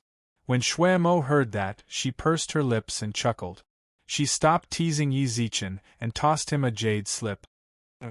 Yi Zichen caught the slip and probed it with his divine sense. The contents of the slip seemed to be a bounty mission. The general gist of the mission was that a large number of people had died in the vicinity of Barren Sand City. None of the surrounding vassal villages had escaped the calamity. However, the city's supervisor had failed to investigate the cause of death, so he asked Skyspan Academy to send someone to investigate. Yi Zichen withdrew his divine sense, fiddled with the slip for a while, then tossed it back to Xuemo. A bounty mission? That's right. Xuemo accepted the slip and nodded. The Academy just received a bounty letter. According to the Academy's judgment, only the top 5 student societies can accept this mission. It just so happens that Anti-Upheaval hasn't accepted a bounty mission in a while, so I took it upon myself to accept it. So that's how it is. Yi Zichen nodded in understanding. Bounty missions give good points and resources. If Anti-Upheaval wants to return to the public eye, we really do need to accept a few high-level missions. But what does that have to do with me not attending class? Bounty missions require teams of 10, so I'm planning to give you a spot. When the time comes, I'll report it to the Academy. You won't have to attend class anymore, and your points won't be deducted, either. Go on a bounty mission? Just now, he'd seen that the bounty mission required Sky Supremes. Since the Academy had decided that they needed Sky Supremes, he and Earth Supremes. Who's going for this bounty mission? Luo Zi and Li, who are definitely going. Guangfa and I will go as well. I've already found the other 5, so it's up to you now. Xuemo crossed her arms. As if sensing Yi Zichen's hesitation, she continued. This bounty mission rewards 10,000 year black jade. A few days ago, didn't you ask me where I could buy 10,000 year black jade? The material is right in front of you. If you go, I can promise you first dibs on the jade once the mission is over. I have to pay for it? Isn't that free? Yi Zichen arched his brows. Xuemo couldn't help but roll her eyes. What are you thinking? If it were just the 2 of us, I could give it to you for free, but there are other people involved. Giving you first dibs on the jade is already quite generous. Are you going or not? Just tell me. 10,000 year black jade was a necessary material for condensing a devil dharma body. He needed at least 150 kilograms of it. Even if he opened the 2nd floor of the Yao Ceiling Pagoda, he'd still have far less than that. That was why Yi Zichen hadn't condensed his dharma body yet. During his time at Skyspan Academy, Yi Zichen had asked quite a few people about 10,000 year black jade. 1 kilogram was worth 1,000,000 aureus, but there was no supply. The Academy had quite a bit of it, but he could only buy it with points. Condensing a devil dharma body was urgent, but Yi Zichen didn't have the time or energy to grind for points. Recently, there'd been no news of 10,000 year black jade at the Skyspan Trading Company's auctions. This mission might be the fastest way to obtain the 10,000-year black jade. Have you thought it through or not? If you don't want to go, I'll have to contact the others, said Shwemo with a frown. Are you sure I can get first dibs on 10,000-year black jade? I can. Shwemo's certainty dispelled all of Yi Zichen's misgivings. He steeled his resolve and gnashed his teeth. All right, then it's settled. Count me in on this bounty mission. Chapter 1230. The meeting of the three great student societies the next morning. By the time the sun rose over the horizon, quite a few people had already gathered at Anti-Upheaval's headquarters. Brother Yi, you're here? Yi Zichen, dressed in black robes, appeared in front of them. He recognized all of them: Luo Zi, Li Hu, Shwemo, and Qin Guangfa. They were all members of Anti-Upheaval. Yi Zichen nodded at them, then crossed his arms and stopped. Society head, how much longer will it take for the others to show up? Li Hu couldn't wait any longer. He'd been the first to arrive, and he'd been waiting for almost 2 hours. Given his personality, he naturally couldn't help but complain. They're here. A group of people walked in their direction. From afar, it looked like they were made up of 3 women and 2 men. However, it was early in the morning, so they couldn't see very clearly. Before long, they drew closer. Li Hu couldn't help but widen his eyes. No way. The head of the Appearance Association and the head of the Aspirations Society? Yi Zichen trembled. The Appearance Association was a society made up entirely of women. There were over 1 million of them, and almost half of Skyspan Academy's female population was female. The society's leader, Murong Shue, was a 9th stage Sky Supreme. People called her Queen Murong. The Aspirations Society ranked 4th among the 5 great student societies. The Aspirations Society ranked 3rd, and the society's leader, Jiang Yong, was also a 9th stage Sky Supreme. Some people said he was half-step diviner, and according to the Academy's statistics, he ranked 3rd. He was second only to the elusive sword Immortal Jiang Wei and the Grizzly Bear Society's Pang Jingning. With these 2 fearsome people on their side, Li Hu and the others were confident that they'd succeed. Momo, darling! At that moment, Murong Shue suddenly ran over to Shwemo's side and hugged her tightly. Let me see if you've grown any bigger. As she spoke, she reached for Shwemo's chest. Go to hell. Shwemo pushed Murong Shue away, then said disdainfully, I told you to come earlier. Do you know how long I've been waiting for you? You're a woman. Of course they're troublesome. Momo darling, you have to understand me. Murong Shue smiled coquettishly and pointed at the 2 beauties behind her. Look, I've brought you the 2 beauties of our Appearance Association. The 4 great beauties of the Appearance Association were captivating birds and beasts, eclipsing the moon and blushing flowers. The 2 beauties in front of him were twin sisters. The elder sister's name was Dai Xiaoyu, and the younger sister was Dai Xiaoyan. They were one of the 4 great beauties. These 2 sisters were the pillars of the Appearance Association and were 8th stage Sky Supremes.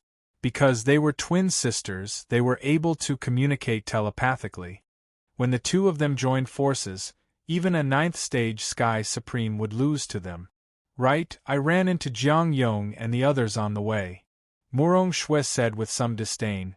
I didn't want to come with them at first, but they insisted on coming with us. They've seriously dragged down the reputation of our Appearance Association. President Murong, am I that bad? Jiang Yong was a coarse man with a full beard. He was a forthright and loyal person.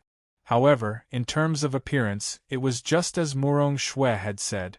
They had seriously lowered their attractiveness. Do you think I look like a potato? Murong Shue crossed her arms in disgust. President Shue, please be the judge. Am I really that ugly? Said Jiang Yong, somewhat unconvinced. Shwemo didn't reply. She merely nodded her chin. I can't do this mission anymore. Jiang Yong indignantly waved his hands and turned to leave. To his surprise, Murong Shue snorted. Get back here. Jiang Yong had only taken a few steps when he obediently returned. Murong Shue snorted at him. I just said a few words and you won't listen? You've really got guts. There's something fishy going on between the two of them. Li Hu and Luo Zi gossiped behind them, but Yi Zichen agreed with them. It seemed there really was something fishy going on between these two chairman-level figures. Murong Shue was so agitated that she couldn't speak for a long while. Jiang Yong shook his head helplessly. President Shue, don't say that I'm not interested in your mission.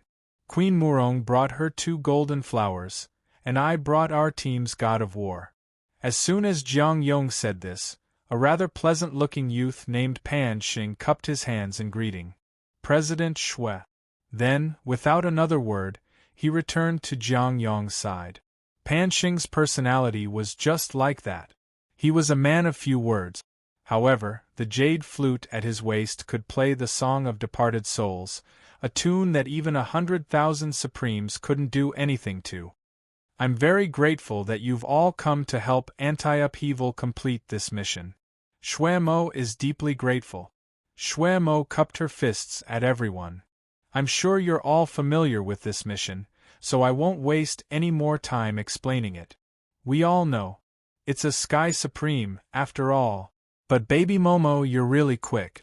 Our Appearance Association wanted to accept this mission too, said Murong Shue helplessly. Murong Shue, can't you speak properly? Shui Mo glowered at her in disgust. Baby Momo, I'm so hurt. Murong Shue looked aggrieved as she wiped her tears. I'm suddenly regretting inviting the Appearance Association to help us. Can we withdraw now? I'm going to contact the other student societies, said Shui Mo, senior apprentice sister. Please reconsider.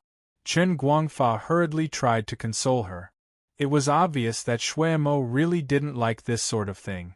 Murong Shue put away her playful demeanor and crossed her arms. Her eyes flashed. Just a second ago she was the soft, cuddly sort of woman. But now she was a queen who could decide the fate of 10,000 people with a wave of her hand. If Momo doesn't like it, then I won't do this. But I'm a bit curious. If this is a Sky Supreme level mission, why is this handsome little guy here? Their names had been called out. Murong Shue's gaze was clearly on Yi Zichen. Jiang Yong and the others looked over as well. When they saw Yi Zichen, they couldn't help but laugh. Brother Yi, you're here too? I've heard of your illustrious name before. That grandson Pang Zheng's squad lost 20% of its members all of a sudden. How delightful. But it seems Brother Yi isn't even a Sky Supreme yet. Yi Zichen. I told him to come. What about it? When she heard that Murong Shue and Jiang Yong were picking on Yi Zichen, Shui Mo put her hands on her hips and snorted. This is our Anti-Upheaval Society's mission. Whoever I tell can come. So what if Yi Zichen isn't a Sky Supreme? I want him to come. Chapter 12:31. Baron San's city. Shui Mo's face instantly reddened. Everyone watched this scene intently. As the person in question, Yi Zichen felt a bit uncomfortable. However, Murong Shue didn't stop teasing him. Once Shui Mo was speechless, she crossed her arms and looked Yi Zichen up and down, then pinched his arm a few times. You look pretty weak, but I think you're quite strong and your looks aren't bad either. I agree to this marriage. Shut up you. Shui Mo's face reddened even more. She glowered at Murong Shue, then waved her hand and summoned a flying boat. I'm going on a mission. With that, Shui Mo stepped onto the flying boat. The others followed. Murong Shue watched her back playfully, then walked up to Yi Zichen's side and whispered, You have to keep it up. Keep it up.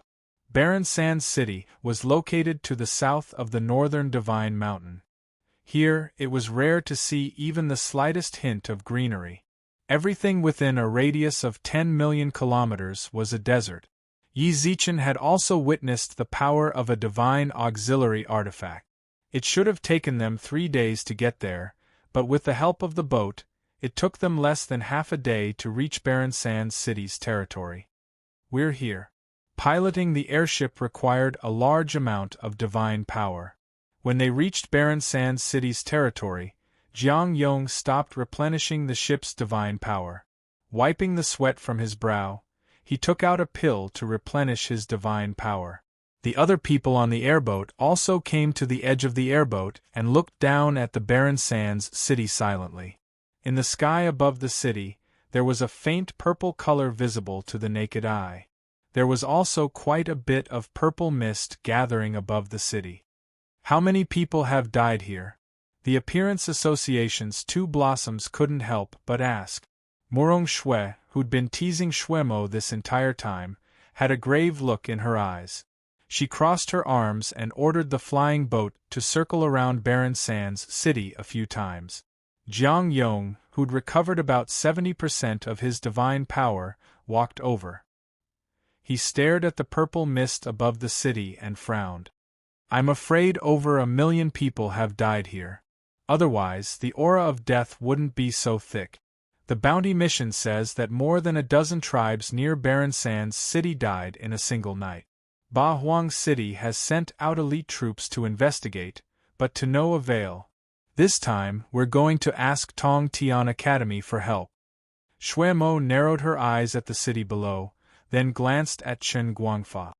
Have you brought the pills I asked you to prepare? Crash. Countless pills appeared on the flying boat. The people from the Aspirations Association and the Appearance Association glanced at them, then Shuemo picked them up and distributed them to everyone present. These are all consumption-type medicinal pills. There are both spirit restoration and detoxification. You're all doing missions for anti-upheaval, so we'll naturally pay for your daily expenses.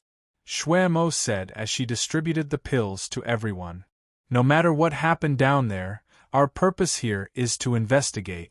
If everything is ready, we will go down. The rest of them stuffed a pill into their mouths and nodded. This pill was used to detoxify the poison. Although this place was filled with the aura of death, no one could be sure if the mist above the city was poisonous or not. It was better to be vigilant than to nip it in the bud. When she saw everyone swallow their pills, Shuemo nodded, popped a pill into her mouth, and had the flying boat land in front of Barren Sands City's main gate. The aura of death here really is uncomfortable. As they passed through the fog and descended, the deathly aura that pervaded the air made them feel even more distinct. Jiang Yong furrowed his brows and released his divine power, forming a thin veil around him. Murong Shui and the others from the Appearance Association crossed their arms and released their divine power as well. This feels a little familiar. As soon as he landed, Yi Zichen didn't release his divine power. Instead, he used his own senses to feel the aura of death. Don't just stand there. Let's go to the city lord's manor and get a basic understanding of the situation. Shuemo led the way towards the city gate. As she neared, 2 soldiers armed to the teeth stood atop the gates and shouted, "Barren Sands City is no longer accepting outsiders. Barren Sands City no longer accepts outsiders. If you want to stay, please go to another city. However, if you take another step forward, don't blame us for being rude." "It seems Barren Sands City is on high alert," said Murong Shui with a frown. The others nodded. Shuemo took out Skyspan Academy's emblem and held it high in her hands. "We're a team sent by Skyspan Academy to investigate this matter. Please open the gates. We need to speak with the city lord." When they saw the emblem, the 2 soldiers immediately lowered their weapons. "So it's a team from Skyspan Academy. Please wait a moment." A soldier was left on the tower to keep watch while another soldier walked down from the tower and opened the gate. "Please enter." The gates opened to a slit just wide enough for one person to pass through. Yi Zichen and the others stepped through. Once everyone was inside, the gates slammed shut. "I am Barren Sands City's City Guard General Bai Qiu. I've been waiting for you for a long time." Based on the fluctuations of his divine power, Bai Qiu was a 3rd-stage Sky Supreme. He turned and gestured for them to enter. Shuemo and the others nodded and followed him into the city lord's manor. Compared to the unbearable stench of death outside, the situation inside the city was much better. The people in the city were still carrying out their daily trades, but from their expressions, It could be seen that there was some fear and uneasiness in their eyes.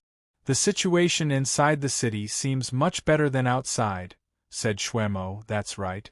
There's a spirit-clearing formation inside, as well as a spiritual formation that shields the outside from the aura of death.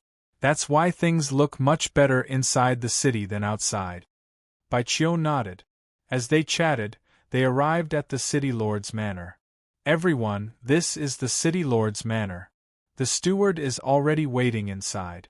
I need to keep an eye on the city's defenses, so I won't be sending you in. Take care, Master Bai." Baichio nodded at Yi Zichen and the others, then turned and dashed towards the city gates. "It seems the situation here is much more troublesome than we thought," said Murong Shui solemnly as she watched Baichio's hasty departure. "That's for sure. Barren Sand City's gates are already closed, and outsiders aren't allowed in. It's clear that the entire city is on high alert," said Jiang Yong. "If it weren't troublesome, they wouldn't have come looking for Skyspan Academy, would they? Besides, the rewards for their missions are frighteningly high." Shwemo chuckled, then glanced at the city lord's manor. Chapter 1232. Mission Upgrade. The steward of the city lord's manor was a kind-looking old man. His figure was slightly out of shape, and he had a small mustache. His eyes flashed with sharp light. It seemed like this old man, who could become the general manager of Barren Sands City, was no ordinary person. "You must be the elites of Skyspan Academy." As soon as they entered the city lord's manor, the steward walked up to them. "We're from Skyspan City's Skyspan Academy. Your esteemed city issued a mission request to our academy, so we're here," said Shwemo solemnly. "You're finally here," sighed the steward. He looked up at the deathly aura permeating the sky. "I'm afraid our Barren Sands City is about to face a calamity." "Why do you say that, steward?" asked Jiang Yong. "The mission mentioned that over a dozen nearby tribes died in a single night, right? Let me tell you, in the past few days, the death toll has increased yet again, and it's growing faster and faster. The city lord's manor has already sent over a dozen teams to investigate, but they haven't found anything. More importantly," the steward's expression darkened, "none of the teams we sent have returned either." Yi Zichen and the others were stunned. The city lord's personal guards were all Sky Supremes, yet none of them had returned. When we asked for help from the Skyspan Trading Company, we were judged to be Sky Supremes. However, based on the rate of death, this mission is no longer Sky Supreme level. Our Barren Sands City has already sent a request for help to the Sea of Innocence and neighboring Divine Mountains. Children, I'm very grateful that you came to Barren Sands City, but this is no longer something you can investigate. You should go back." The mission's difficulty had increased. Yi Zichen and the others' eyes flashed with solemnity. When they looked at each other, they could see the seriousness in each other's eyes. "What should we do? Should we go back now?" transmitted the two golden flowers of the Appearance Association. This transmission was a group one, so everyone in Skyspan Academy received it. Everyone was silent. After a while, Jiang Yong furrowed his brows and transmitted back. "Steward, you said this mission isn't something we can complete, so there's an 80% chance we can't. I'm sure the Academy has received word as well. Shwemo, did you receive the Academy's order to withdraw?" "No," replied Shwemo.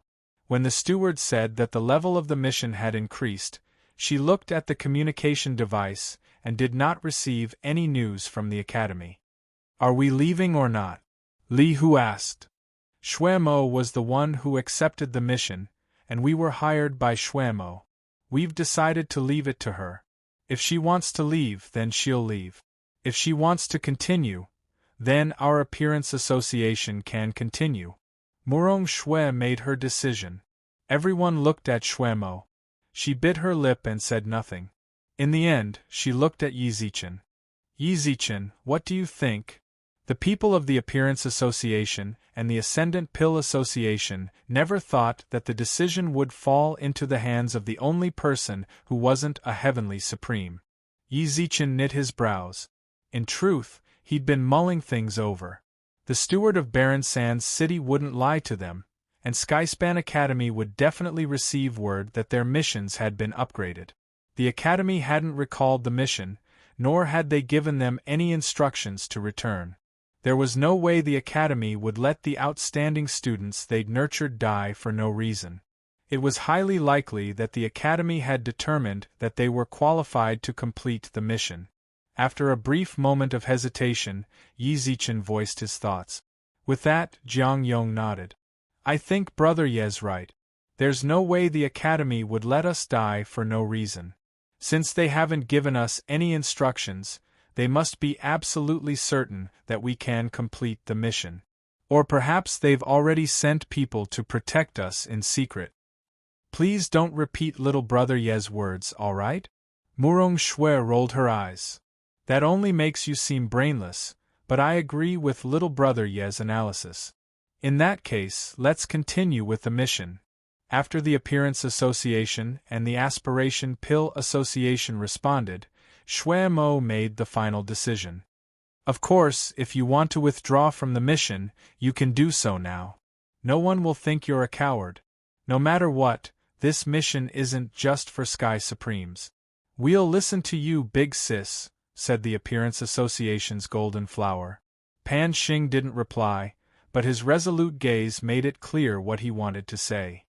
This is Anti-Upheaval's mission to begin with. If our reinforcements aren't withdrawing, how are we supposed to withdraw? Li Hu grinned. Besides, Luo Zi and I just got back from the grizzly bears. We have to put on a good show. The only one who wanted to withdraw was Chen Guangfa. When he heard that the mission's grade had increased, his reaction was the greatest. Unfortunately, no one around him wanted to withdraw. After a moment's thought, he could only grimace. I won't withdraw either. Shui Mo nodded, then glanced gratefully at Murong Shui, Jiang Yong, and the others. Then, she turned to look at her doddering boss, Consul. Supervisor, we still want to continue with the mission. Barren Sands City and Skyspan City are on the same side, and Skyspan Academy students are only able to study in peace because of the support of the Northern Divine Mountain's countless cities. Now that Barren Sands City is in trouble, we'd like to offer our meager help. The supervisor hesitated, but when he saw their resolute faces, he couldn't help but nod. The road to becoming strong is filled with thorns. Your fearlessness reminds me of my youth. Blindly protecting you will indeed hinder your future growth. Fine. Then I'll make the decision and let you continue with this mission. If you succeed, Barren Sands City is willing to pay 3 times the previous price as a reward. Thank you for your recognition, Supervisor, said Shui Mo, cupping her hands. Shui Mo cupped her fists and said, I don't know where we should start. Please guide us, Lord Steward. Not long ago, the City Lord led Barren Sands City's elites to investigate the tribes to the northwest. You can leave the city and head there to meet up with him, said the supervisor. Little did they know, at that very moment at Skyspan Academy. Did you get in touch with Shui Mo? The Academy's dean frowned at the middle-aged man in the room. The middle-aged man had already sent out countless messages on his transmission device. When the dean questioned him, he shook his head. No. The dean slammed his hand down on the long table made of divine wood. The middle-aged man trembled in fright. Chapter 1233. Discover. As soon as they stepped out of the city, the aura of death enveloped Yi Zichen and the others. It was very difficult to absorb the godly energy outside the cities of the immortal world, and it was very difficult to replenish the godly energy released. One could only rely on medicinal pills to replenish it. However, the situation here was somewhat terrible. Even though he was unwilling, he could only release his divine power to resist the death chi. The chief steward said that the city lord and the others are in the northwest. We should be going in the right direction. We've been flying for more than 2 hours, but we still haven't seen them. Jiang Yong frowned. Let's try again. Murong Shui stared intently at her surroundings. Everyone else stood around the flying vessel, keeping watch and searching. There's a village below. Just then, the golden flower of the Appearance Association, Dai Xiaoyan, pointed at the bottom of the flying boat and shouted. The others all looked in the direction she was pointing. This seems to be the first village we've seen in a long time. Should we go down and take a look? Luozi asked. Let's go down and take a look. It doesn't matter if there are people in the village or not. We are here to investigate this matter. Maybe we can find some clues down there. After hesitating for a while, the leader of the mission team made a decision. Jiang Yong, the laborer who was piloting the flying boat, also landed the boat when he heard this. It's hard to imagine how the tribes around Barren Sands City live. Shuemo couldn't help but mutter as she gazed at the boundless desert. Before reaching the celestial being realm, it was very difficult to fly for a long period of time, and stepping on the sand would also consume a lot of stamina. Shuemo and the others could use flying boats to soar through the air, but these kinds of auxiliary divine artifacts were extremely expensive in the God realm. Natives couldn't even live in cities, so there was no way they could use such a convenient tool. Of course they have their ways of living. Jiang Yong said indifferently, then narrowed his eyes and looked around. The villages outside of Barren Sands City all had tents. Of course, no one knew what kind of technology they used to make the tents much sturdier than expected. Jiang Yong and their stable war god, Pan Xing, were at the front and back of the group. Luo Zi and Li who walked to the left and right of the team. The rest of them stood in the middle of the group and slowly moved forward to explore. So many dead people. Chen Guangfa's eyes widened as he looked around vigilantly.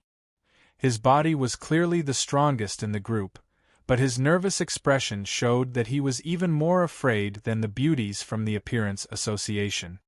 Wait a moment. At Yi Zichen's whisper, the entire team stopped. Then he saw Yi Zichen run up to one of the corpses and run his fingers over it a few times. The people around him frowned at his actions. There were indeed many dead people here, but no one was willing to touch these corpses along the way. Because the cause of death of these people was unknown, everyone was worried that touching these corpses would make them touch something they shouldn't touch. Yi Zichen, don't touch anything. Let's see if there are any survivors or meet up with the city lord and get a better understanding of the situation, said Shuemo worriedly. Yi Zichen remained unmoved as he squatted in front of the corpses. This time, not only did he flip the corpses, he even tore off their clothes. In an instant, the naked body of the dead man appeared before everyone's eyes. Shuemo and the two golden flowers of the Appearance Association closed their eyes. Queen Murong, on the other hand, looked the corpse up and down, then shook her head. It seemed that Her Majesty the Queen was paying attention to what was below the waist and above the legs. Brother Yi, what exactly are you trying to do? Jiang Yong couldn't quite figure out what Yi Zichen was trying to do, so he couldn't help but ask. Yi Zichen knit his brows. He looked the corpse over, then ran up to the next one and tore off its clothes. Step back. Only then did Yi Zichen stand up in front of the dead man and push his hand backwards. Everyone else took a few steps back, then saw a demigod artifact appear in Yi Zichen's hand. A demigod artifact. Murong Xue and Jiang Yong couldn't help but arch their brows. Although they had demigod artifacts too, they came from prestigious clans. Their clans had only bestowed them upon them after they'd become Sky Supremes. When Yi Zichen first arrived at Skyspan Academy, he'd caused quite a stir. The two society heads had secretly investigated Yi Zichen's identity and found that he was an ascender. He'd ascended less than 2 months ago, yet he already had a demigod artifact. Could it be that Shuemo had given it to him? Murong Xue rested her chin on her hand and glanced at Shuemo. However, none of that really mattered. A single demigod artifact wasn't enough to pique their curiosity about Yi Zichen. Right now, they were more interested in what he was going to do with it. Then they saw Yi Zichen, standing in front of the dead man, bow deeply to him. Sword light flashed. Retreat. Jiang Yong's pupils constricted. At the same time, Pan Xing bit down hard on his finger and slammed it into the ground. Countless spiritual inscriptions instantly appeared in the desert around them. The inscriptions flickered with dazzling blue light. A formation master. The number 1 war god was actually a spiritual array master. The formation Pan Xing had created was clearly a defensive one. The inscriptions crisscrossed to form an airtight fortress. Jiang Yong instantly appeared in front of Yi Zichen, grabbed him by the collar, and dragged him into the formation. Not bad, Jiang Yong. Your society managed to recruit a formation master. Murong Shui crossed her arms and chuckled, but there was a hint of jealousy in her eyes. Formation masters were the rarest of talents in the god realm. There were even fewer of them than pill refiners. Roughly 1 in 10 million appeared. Any spirit array master was a target that all the major forces would fight over, and their status was quite high in the god realm. Yet the aspiring society had a formation master helping them? It was normal for Murong Shui to be a little jealous. Look, Jiang Yong replied calmly, but his gaze remained fixed on the corpse Yi Zichen had cut off. What's that? The corpse's severed arms spurted out a pure black blood that was extremely corrosive. It corroded the desert's golden sands black, and when it splashed onto the ground, a purplish-black aura spread outwards. That's not death qi. Death qi should be grayish-red, shouted Li Hu. Brother Yi, did you discover something? Asked Jiang Yong. Yi Zichen had inexplicably walked up to the corpses, stripped them naked, then chopped off their arms with his sword. Everything he'd done was very strange. It was clear that he'd sensed something the others hadn't. Chapter 1234. Against the subterranean beasts, the mission team maintained their original formation as they advanced. Due to the dense aura of death, they could only vaguely make out the silhouettes of buildings. The buildings were far farther away than they'd expected. Even with their speed, it took them an hour to get close. Once they got closer, they realized that it was an altar. The altar's foundation was made of pure limestone, and it had 9 steps in total. There were 4 stone pillars in the 4 corners. There were no patterns on the stone pillars, but there was a purple crystal ball on top of them. In the center of the altar, there was a stone pillar that far surpassed the other 4 in both radius and height. There was also a purple crystal ball on top of it, emitting a faint light. What's wrong with this altar? Shuemo turned to Yi Zichen and asked solemnly. Some altars represented faith, while others were used to pray for blessings. Altars were quite common in villages and tribes outside cities. Haven't you noticed? Yi Zichen retracted his gaze, then pointed at the surrounding aura of death and the purplish-black mist. The aura of death, as well as the purplish-black mist I released when I cut off the dead man's arm, are all converging on this altar. That's true. Murong Shui crossed her arms and nodded. The aura of death here is much denser than anywhere else. Does that mean that this altar might be the key to the problem? Luo Zi also spoke at this moment. Yi Zichen didn't deny that, but he couldn't be absolutely certain either. Li Hu, on the other hand, twisted his neck and walked to the center of the altar. 2 battle axes appeared in his hands. If it's this altar's doing, why don't we just destroy it? With that, he raised his battle axes and swung them viciously at the altar. Don't. At practically the same time, Yi Zichen, Shuemo, Murong Shui, and Jiang Yong cried out. However, it was already too late. Li Hu's axes had already smashed into the altar's central pillar. Someone's destroying the altar. The moment his axe fell, hundreds of demon beasts with earthy yellow fur drilled out from the desert around the altar. Subterranean beasts?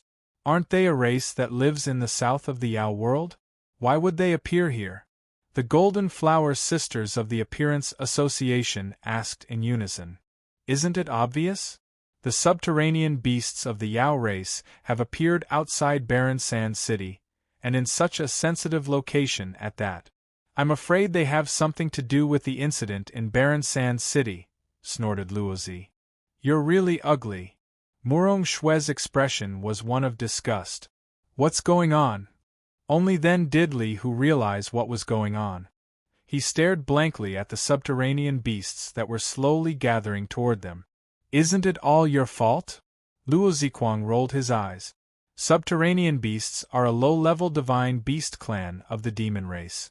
They're as strong as human immortals when they're young, and can reach the third stage Sky Supreme level at the very least when they're adult. The subterranean beasts in front of us should all be adult. In other words, there are at least 100 third stage Sky Supremes in front of us. Shui Mo gripped her dagger and stared at the surrounding subterranean beasts. The others drew their weapons as well. What do we do now? Jiang Yong asked, also wielding his battle-axe. What else can we do? Yi Zichen looked at the subterranean beasts surrounding them, then gripped his demigod artifact sword. Kill our way out. As soon as he finished speaking, Yi Zichen led the charge and charged toward the south of the altar. Sword shakes the 8 Desolaces. Countless beams of sword energy gathered behind him, then slammed into the subterranean beasts. However, not a single one of them landed on the subterranean beast. Instead, they all landed in the desert. The sword energy slammed into the desert, instantly stirring up a blinding sandstorm. However, a live figure dashed through the sandstorm. There was a flash of silver light, and a subterranean beast collapsed to the ground. It was a pleasure working with you. Shui Mo returned to Yi Zichen's side, dagger in hand. Blood dripped from the wound. The subterranean beasts are clumsy. If we work together, we might really be able to take care of them all. Yi Zichen nodded in response. He was only a 7th stage Earth Supreme right now. If he really wanted to, he could deal with the subterranean beasts, but he didn't want to expose himself too early. Being a support wasn't a bad idea either. He looked around. The Aspirations Society occupied the west, and Jiang Yong's battle-axe was unstoppable. The Appearance Association's Murong Shui was a wildfire in the north, and with the help of the 2 golden flowers, she was having an easy time. In the east, Chen Guangfa, Luo Zi, and Li Hu didn't seem to have much of a problem. Let's go. Yi Zichen retracted his gaze and focused. He was still in the mood to care about the others? In truth, they were the ones most likely to break through. The others were all 8th stage and 9th stage Sky Supremes, but he and Shui Mo.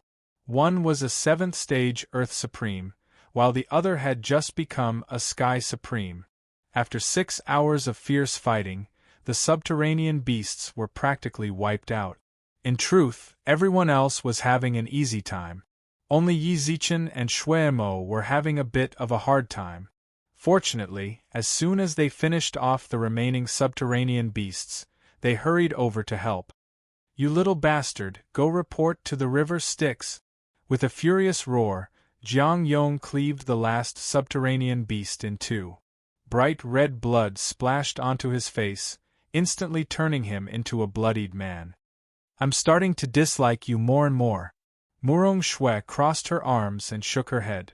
In this battle against the subterranean beasts, Jiang Yong and Li Hu were the only ones covered in blood. She looked at them disdainfully, but in the end she shook her head and sighed. Brute! Li Hu scratched his head in embarrassment.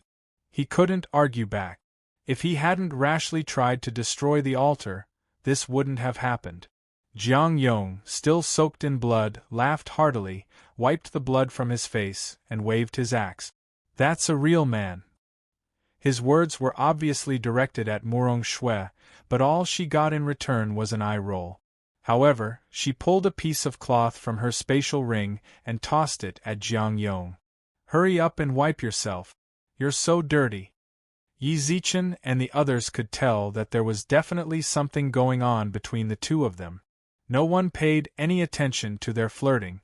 The others either ate pills to recover their divine power or busied themselves with other matters.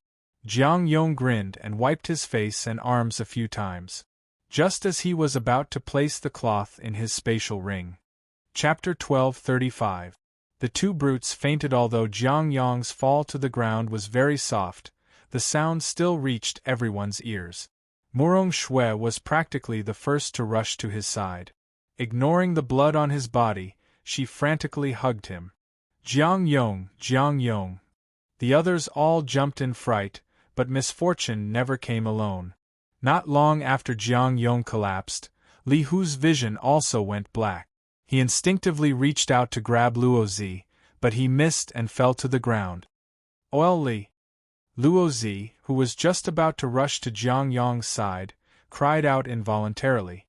When the others saw Li Hu collapse, they were visibly nervous. Pan Xing knit his brows as he watched. Then he walked to the center of the altar. Hold your breath. With a furious roar, he pulled several divine stones from his robes and used them as a base. Using his essence blood as a guide, he carved out a completely sealed space above the altar.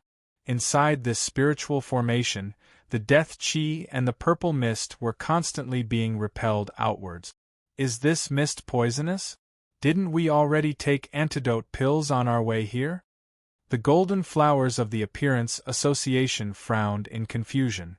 When Jiang Yong and Li Hu collapsed, they'd examined their bodies and found nothing out of the ordinary. The others did the same. Only the two of them remained unconscious. What's so similar about them? Xuemo furrowed her brows. While they'd been unconscious, Yi Zichen had wondered if it was because of the purple mist. From the very beginning, he'd suspected the mist's origins, so much so that he'd focused all his attention on it. However, even if the mist was poisonous, based on their cultivations, he should have been the first to fall unconscious. That is, until Xuemo brought up her previous suspicions. There were similarities between the two of them. Yi Zichen wordlessly walked to Jiang Yong's side.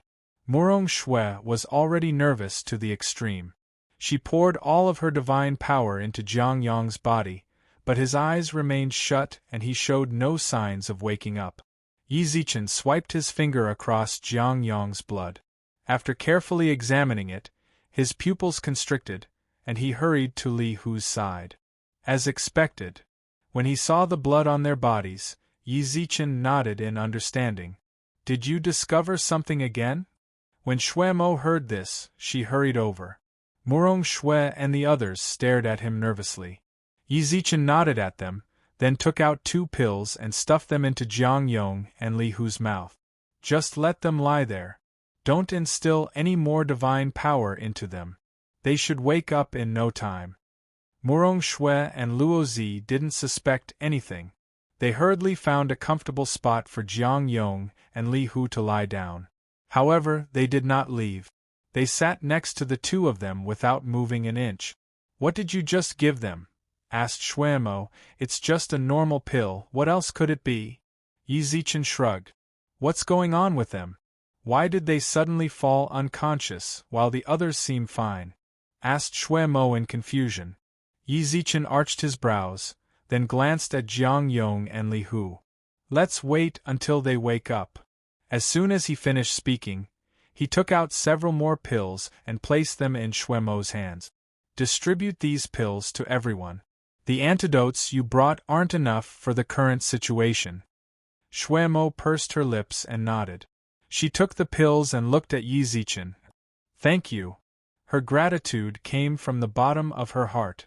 Just now, she'd truly been in a panic. Fortunately, Yi Zichen was there to control the situation. Otherwise, she really wouldn't know what to do. Sensing her sincerity, Yi Zichen smiled and nodded, then gestured for her to distribute the pills as quickly as possible. Everyone else received their pills. Although they were worried about Jiang Yong and Li Hu, they were more than willing to believe Yi Zichen's words. They'd wake up soon. The others who hadn't fainted began to recover their divine power. Now that Jiang Yong and Li Hu were unconscious, they had to hurry up and get their divine power back to peak condition in case something unexpected happened. The only one who hadn't recovered was Xuemo. She crossed her arms and paced back and forth around the altar. She was the one who'd accepted this mission, and she was the one who'd invited them. If something really happened to Jiang Yong and Li Hu, she'd be hard-pressed to escape the blame. This should be the Devil Dharma body's basic structure. Yi Zichen leaned against a corner of the altar. He wasn't cultivating. Instead, He was analyzing the devil Dharma body's structure in his spiritual sea. In truth, he'd spent the past few days researching the devil Dharma body's basic structure. The Supreme Dharma body's secret tome clearly stated the materials needed and the general direction of the Dharma body's construction.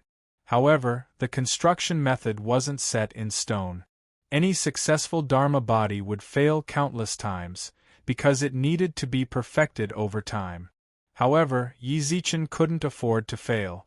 The materials needed for the devil Dharma body were extremely expensive.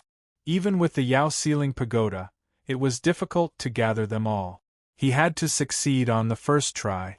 During his time in the God realm, he'd performed at least a few thousand simulations. Just now, he'd obtained the most perfect and reasonable construction method. Is there anything else I need to improve? Yi Zichen looked at the virtual model in his spiritual sea, which was tens of thousands of feet tall. His soul body circled the model, occasionally rubbing his chin and scratching his head as he carefully examined it. Jiang Yong, you're awake. At that moment, Murong Shue's startled cry jolted Yi Zichen out of his spiritual sea. The others returned to their senses and saw Jiang Yong, who'd been lying flat on the ground, sitting up with his hands on the ground. He rubbed his head repeatedly. What's going on? Jiang Yong muttered in confusion. He had no recollection of what had just happened, but he vaguely remembered that he'd wanted to. Ah, where's my cloth? You're finally awake. You scared the hell out of me. Only then did Shui Mo let out a long sigh. Jiang Yong stopped searching for the cloth. When he saw everyone's solemn expressions, he couldn't help but arch his brows. What's wrong? What happened to you just now? Don't you know? When she saw that Jiang Yong had woken up, Murong Shui returned to her usual cold tone. Just now, you suddenly fainted. We all thought you were going to die. We wanted to feed you to the wild dogs, but little brother Yi thought you could still be saved, so he didn't give up on your treatment. Although Murong Shue's words weren't pleasant to the ear, Jiang Yong had known her for so long that he'd long since gotten used to it. He understood what she was trying to say. Chapter 12:36. Big Trouble. Jiang Yong cupped his fists, his eyes brimming with sincerity. Yi Zichen chuckled. Brother Jiang, you're exaggerating. If it weren't for Queen Murong pouring divine power into you, it would have been too late by the time I thought of a solution. Murong? Jiang Yong couldn't help but look behind him. Murong Shui blushed inexplicably, then snorted coldly. Don't think too much about it. I'm just worried that if you die, your family will go to my house and condemn me. No way, no way. How could that be? Jiang Yong laughed uproariously. Not only will I not condemn you, once I get back to the academy, I'll immediately notify my clansmen to go to your house and get married. I'll take that cloth you gave me as a token of love. Scram! A fireball appeared in Murong Shue's hands, and she hurled it at Jiang Yong. Jiang Yong leapt into the air. The fireball! Roar! Li Hu, who was lying flat on the ground, leaped up from the ground. With this leap, he jumped more than 10 meters high. The flames of the fireball burned fiercely on his body. Li Hu howled and ran around the altar.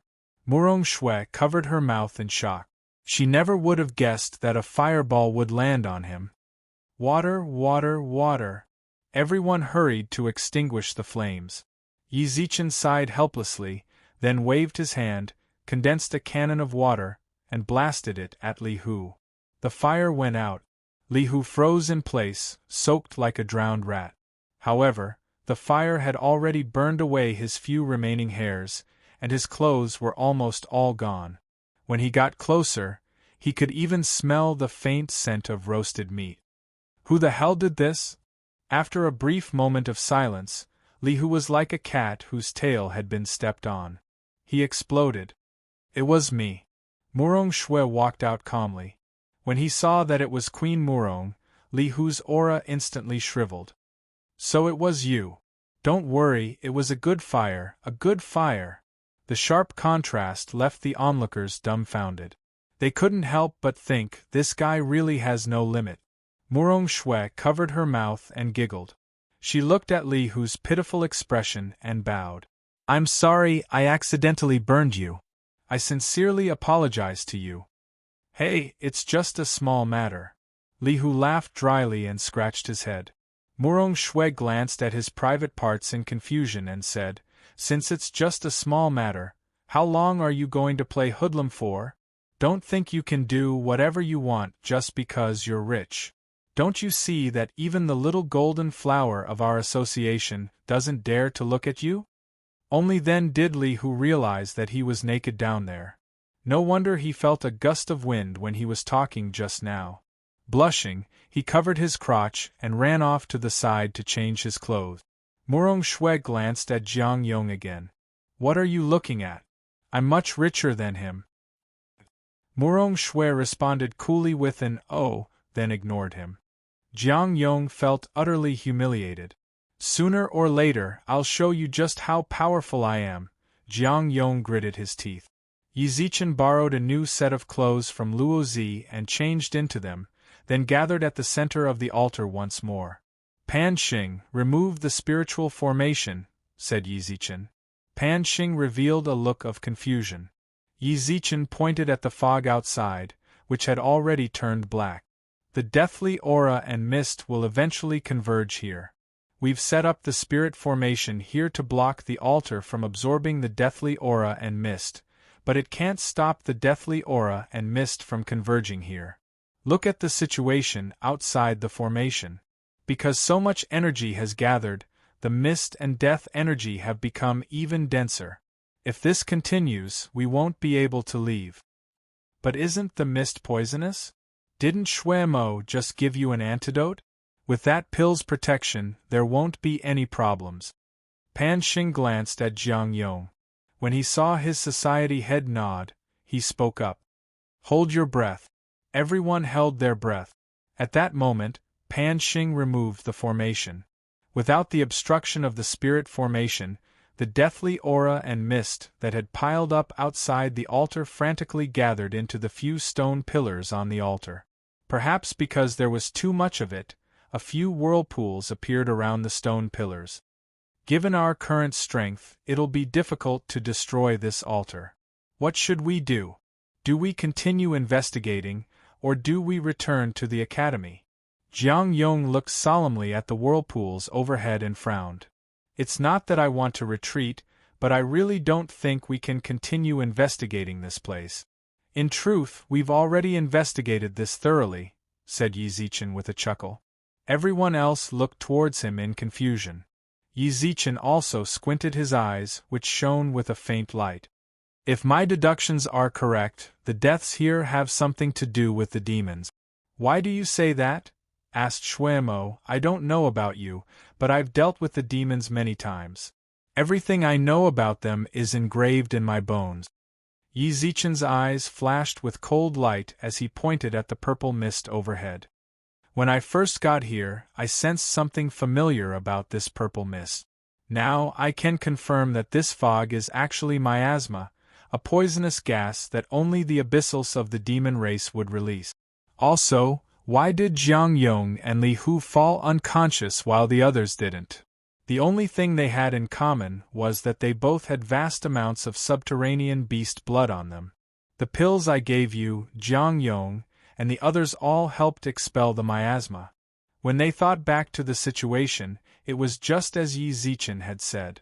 Only the two of them, who'd wielded the axes, were covered in blood. But what does that have to do with anything? Subterranean beasts are Yao, said Li Hu. Yi Zichen pursed his lips and chuckled. Suddenly, Murong Shui, Jiang Yong, Shui Mo, and Chen Guangfa's eyes flashed with indescribable solemnity. The two golden flowers of the Appearance Association and Luo Zi knit their brows. Only Li Hu stared dumbly at the others. Why aren't you saying anything? Asked Li Hu uneasily. Brother Yi, are you confident in your conjecture? Asked Jiang Yong. Murong Shui said, I don't really believe it. Shui Mo said, that doesn't seem very likely. The rest of the team seemed to have abandoned Li Hu. Li Hu stared at them with wide eyes in confusion. I'm at least 80% sure, said Yi Zichen coolly. Jiang Yong slammed his fist into the altar's stone pillar, his eyes flashing with fierce light. If that's really the case, then we're in trouble. It is indeed. Murong Xue nodded. More importantly, the Yaoan demons joined forces to invade the God realm without our knowledge. Chapter 1237. An old acquaintance Li who was obviously still in a daze, not knowing what was going on. The rest of the people had solemn expressions on their faces. They were all silent and no one spoke. We have to hurry back to the academy. Jiang Yong, the leader of the Aspiration Society, suddenly spoke up, his eyes flashing with a fierce light. This is no longer a simple bounty mission. This is a threat to the balance that has existed between the demon, and God realms for tens of thousands of years. I agree with Jiang Yong. Murong Xue crossed her arms and nodded. She looked at the ground littered with subterranean beast corpses. It's very likely that we were the first to discover all of this, but everything is just our speculation. I think we should bring these subterranean beasts' corpses back so the Academy can make a better judgment. The leaders of the two top student societies had both voiced their thoughts. Xue Mo was silent for a moment, then looked at Yi Zichen. What do you think? I also agree with the two presidents. Yi Zichen nodded.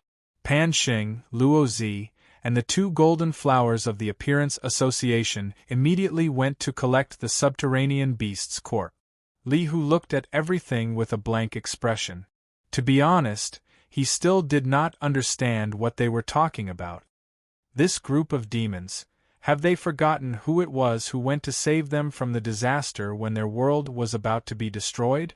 Now that they're cooperating with the devil race, the seniors of the God world shouldn't have saved them.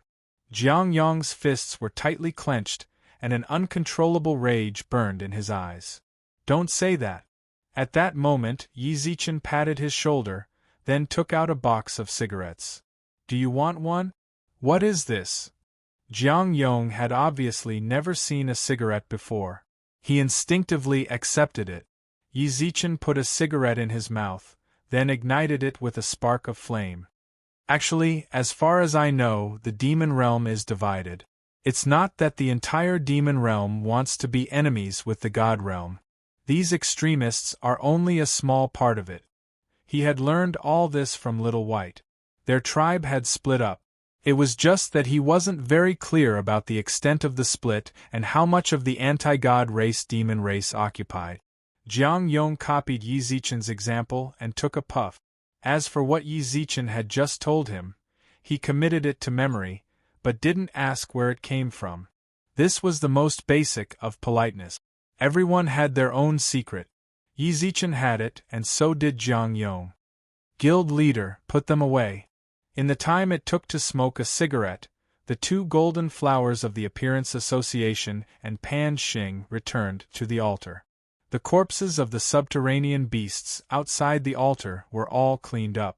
Not to mention the intact ones, even the chopped-up pieces of flesh were cleaned up. Let's hurry back then, said Murong Xue. The others nodded. Xue Mo summoned her flying boat. Wait a moment. Just as everyone was about to board, Yi Zichen suddenly turned to the side and gestured for them to wait. What is it now? Asked Xue Mo. Something is running towards us, and it's causing quite a commotion.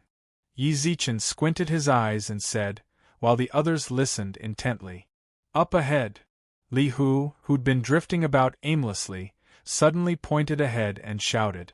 The others looked in that direction and saw a dense mass of black shadows stirring up the desert. A horde of subterranean beasts. Luo Zi knit his brows. Don't tell me we just killed one of their companions and they're here for revenge? Don't just stand there. Hurry up and get on the boat. Seeing this, Chen Guangfa was shocked and shouted nervously. Look. It looks like there are people running in front of the subterranean beasts, said the sharp-eyed Dai Xiaoyu as she pointed ahead. The others followed suit. There really are people, shouted Dai Xiaoyan. Jiang Yong had already taken out his axe. They might be soldiers from Barren Sand City. We can't just watch them die. With that, Jiang Yong hefted his axe and charged at the subterranean beast. Pan Xing followed closely behind, several divine stones floating above his head as he prepared to set up a formation. That brute! There were quite a few subterranean beasts, and Murong Shui wanted to formulate a battle plan. Unfortunately, Jiang Yong had already run off. All she could do was stomp her feet angrily, take the Appearance Association's 2 golden flowers, and leave the altar. Hey, why do we have to fight and kill? Can't we just fly over and pick them up? Chen Guangfa's eyes brimmed with helplessness. He was just a minor character who'd just become a Sky Supreme, and his family's first Sky Supreme. His entire family depended on him, and he knew full well the burden on his shoulders. He hated putting himself in danger the most. Just now, the subterranean beasts at the altar had no choice but to fight for their lives, but this time... My heavens! Chen Guangfa couldn't help but sigh helplessly. Not long ago, Li Hu and Luo Zi had rushed off to save their companions as well. Now he was stuck between a rock and a hard place. Guangfa, I know you're the hope of your family, but how about this? We don't need you to save them. Take the flying boat and follow us. If you see us in danger, hurry up and save us. Shuemo handed the boat over to Chen Guangfa, then nodded at Yi Zichen. The two of them hurried off in the direction of the subterranean beast. Chen Guangfa watched helplessly as the others hurried off to save their companions. He was like an ant on a hot pan. He paced back and forth on the altar, struggling internally. Slap! Inexplicably, Chen Guangfa slapped himself hard in the face, the force of the slap causing his face to turn red. Then he bowed deeply to Yi Zichen and the others. He didn't choose to risk his life with them. Instead, he walked up to the flying boat and chose the safest method. He had no choice. He had his family backing him. He was his family's hope. He couldn't risk even the slightest bit of danger. Die! Jiang Yong was like a meat grinder. He swung his axe madly, using his 9th stage Sky Supreme strength to slaughter the subterranean beasts in front of him. Boss, behind you! A subterranean beast suddenly appeared behind Jiang Yong. Pan Xing was in the middle of setting up a spiritual formation. If he left, everything would go to waste. Besides, there were several subterranean beasts surrounding him. There was no way he could help. Flame explosion. A massive fireball slammed into the subterranean beast's body. Thanks. Jiang Yong grinned. Murong Shui scolded him in exasperation. Brute. Although she said that, she and the Dai Xiaoyu and Dai Xiaoyan sisters of the Appearance Association began to support him, ensuring that he could hunt the subterranean beasts up ahead without any worries. At the same time, Murong Shui turned to the 2 pursuers and shouted, Don't just stand there. Hurry up and run. Leave this to us.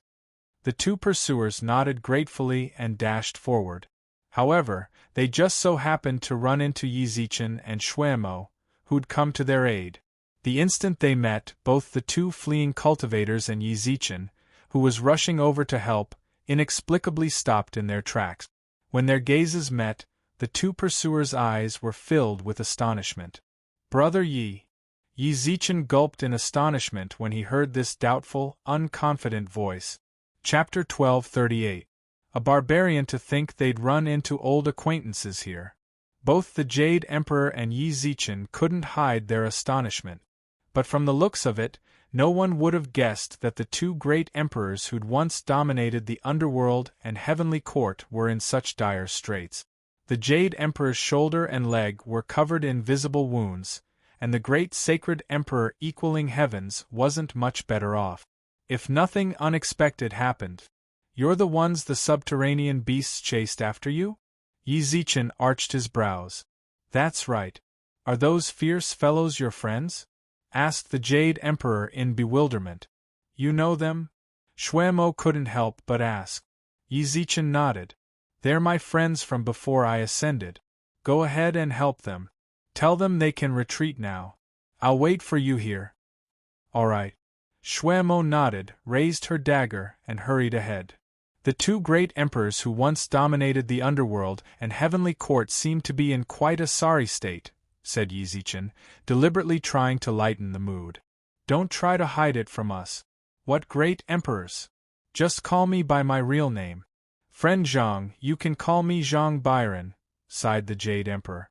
East Peak, said the great sacred emperor equaling heavens. Yi Zichen could see that the two great emperors' expressions were somewhat bleak, so he stopped joking around. All right, but why did the subterranean beasts chase after you? No, I shouldn't ask, but why did you come to Barren Sand City? When we ascended to the Divine Mountains, we were in Barren Sand City. Now we're the City Lord's personal guards, said Zhang Byron with a sigh. The City Lord's personal guards. Yi Zichen's expression shook. You're from the City Lord's manor? What about the others? The steward said quite a few of the City Lord's personal guards came out. Why are there just the two of you? They're all dead. East Peak clenched his fists and gnashed his teeth. All 40 of them died. The two of us were the only ones left, and we almost died under those beasts' claws. Fortunately, you got here in time, otherwise. East Peak trembled uncontrollably as he spoke. Yi Zichen could understand. They were the City Lord's personal guards, so there was no need to explain their relationship. Yi Zichen had experienced this sort of helplessness before as he watched his own brothers die to the jaws of Yao beasts. Although the atmosphere was very quiet, Yi Zichen couldn't fall into it. Yi Zichen patted East Peak's shoulder to console him, then asked. Then City Lord. The City Lord might have discovered something. He told us that it was dangerous ahead and asked us to return to the city first. He himself went to the front to continue investigating. As for his current situation, we don't know either. Only then did Yi Zichen relax. Platoon Leader Yi, how's the situation up front? Chen Guangfa, who'd been piloting a flying boat, hurried over. When Yi Zichen heard this, he couldn't help but frown.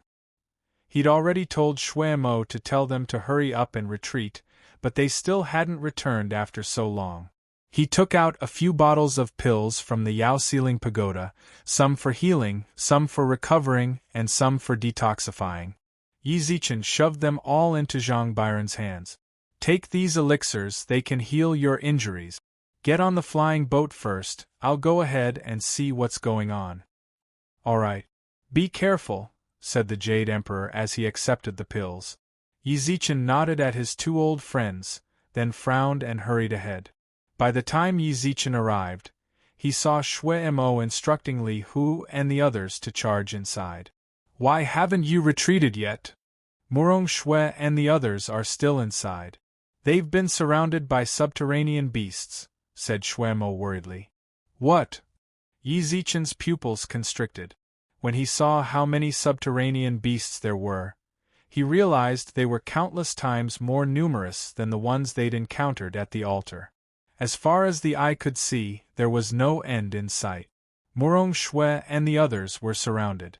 Yi Zichen furrowed his brows, and a pair of demigod artifact swords appeared in his hands.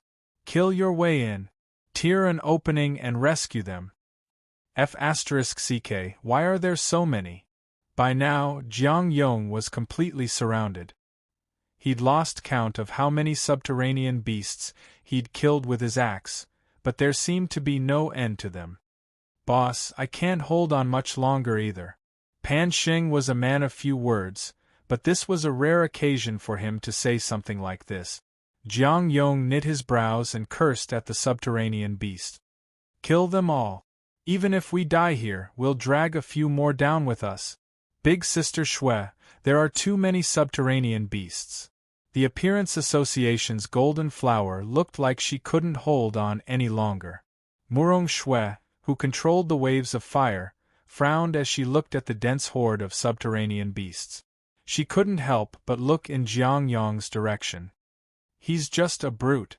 With that, Murong Shui knit her brows and shouted, Forget about the others. Let's get closer to Jiang Yong and Pan Xing. But that's not the way out, said Dai Xiaoyu. Listen to me. Get closer to them. Yi Zichen's group of 4 charged in relentlessly, while the 5 people inside fought their way out in a frenzy.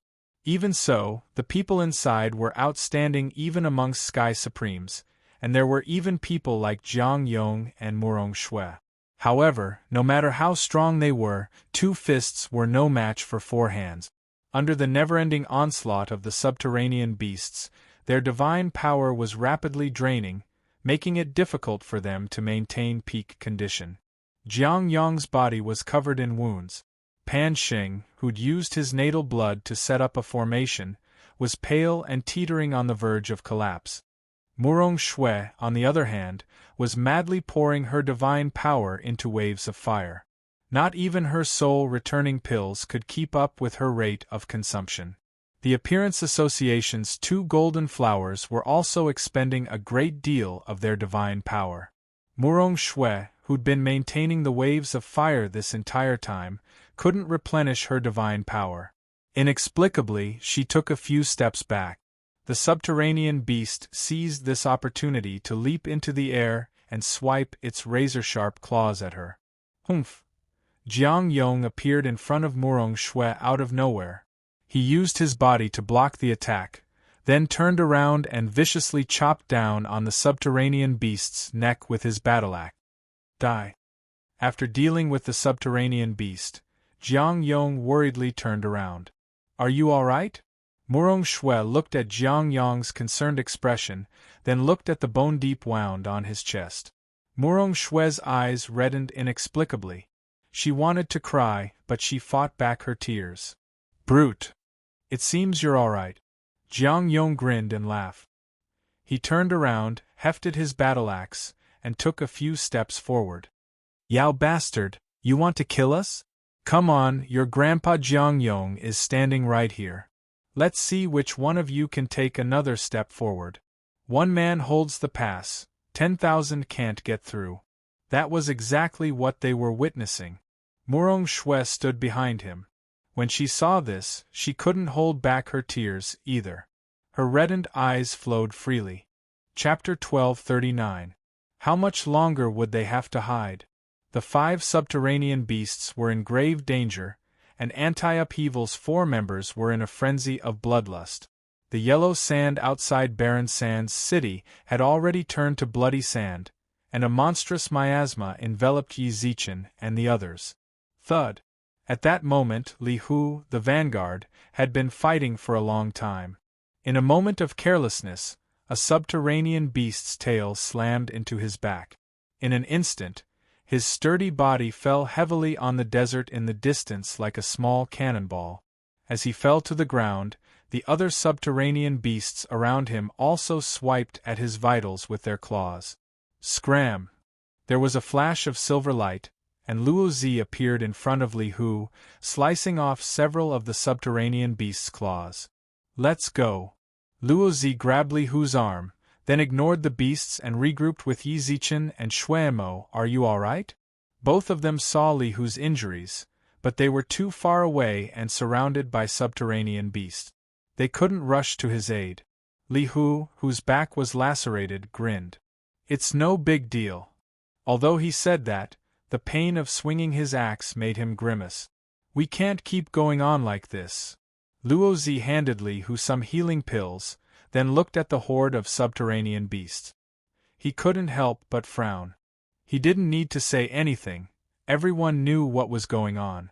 None of these subterranean beasts were particularly strong, and most of them were at least Earth Supremes. But quality wasn't enough. Quantity won. Even if Luo Zi and Li, who were 8th stage Sky Supremes, a casual attack from them could destroy their souls.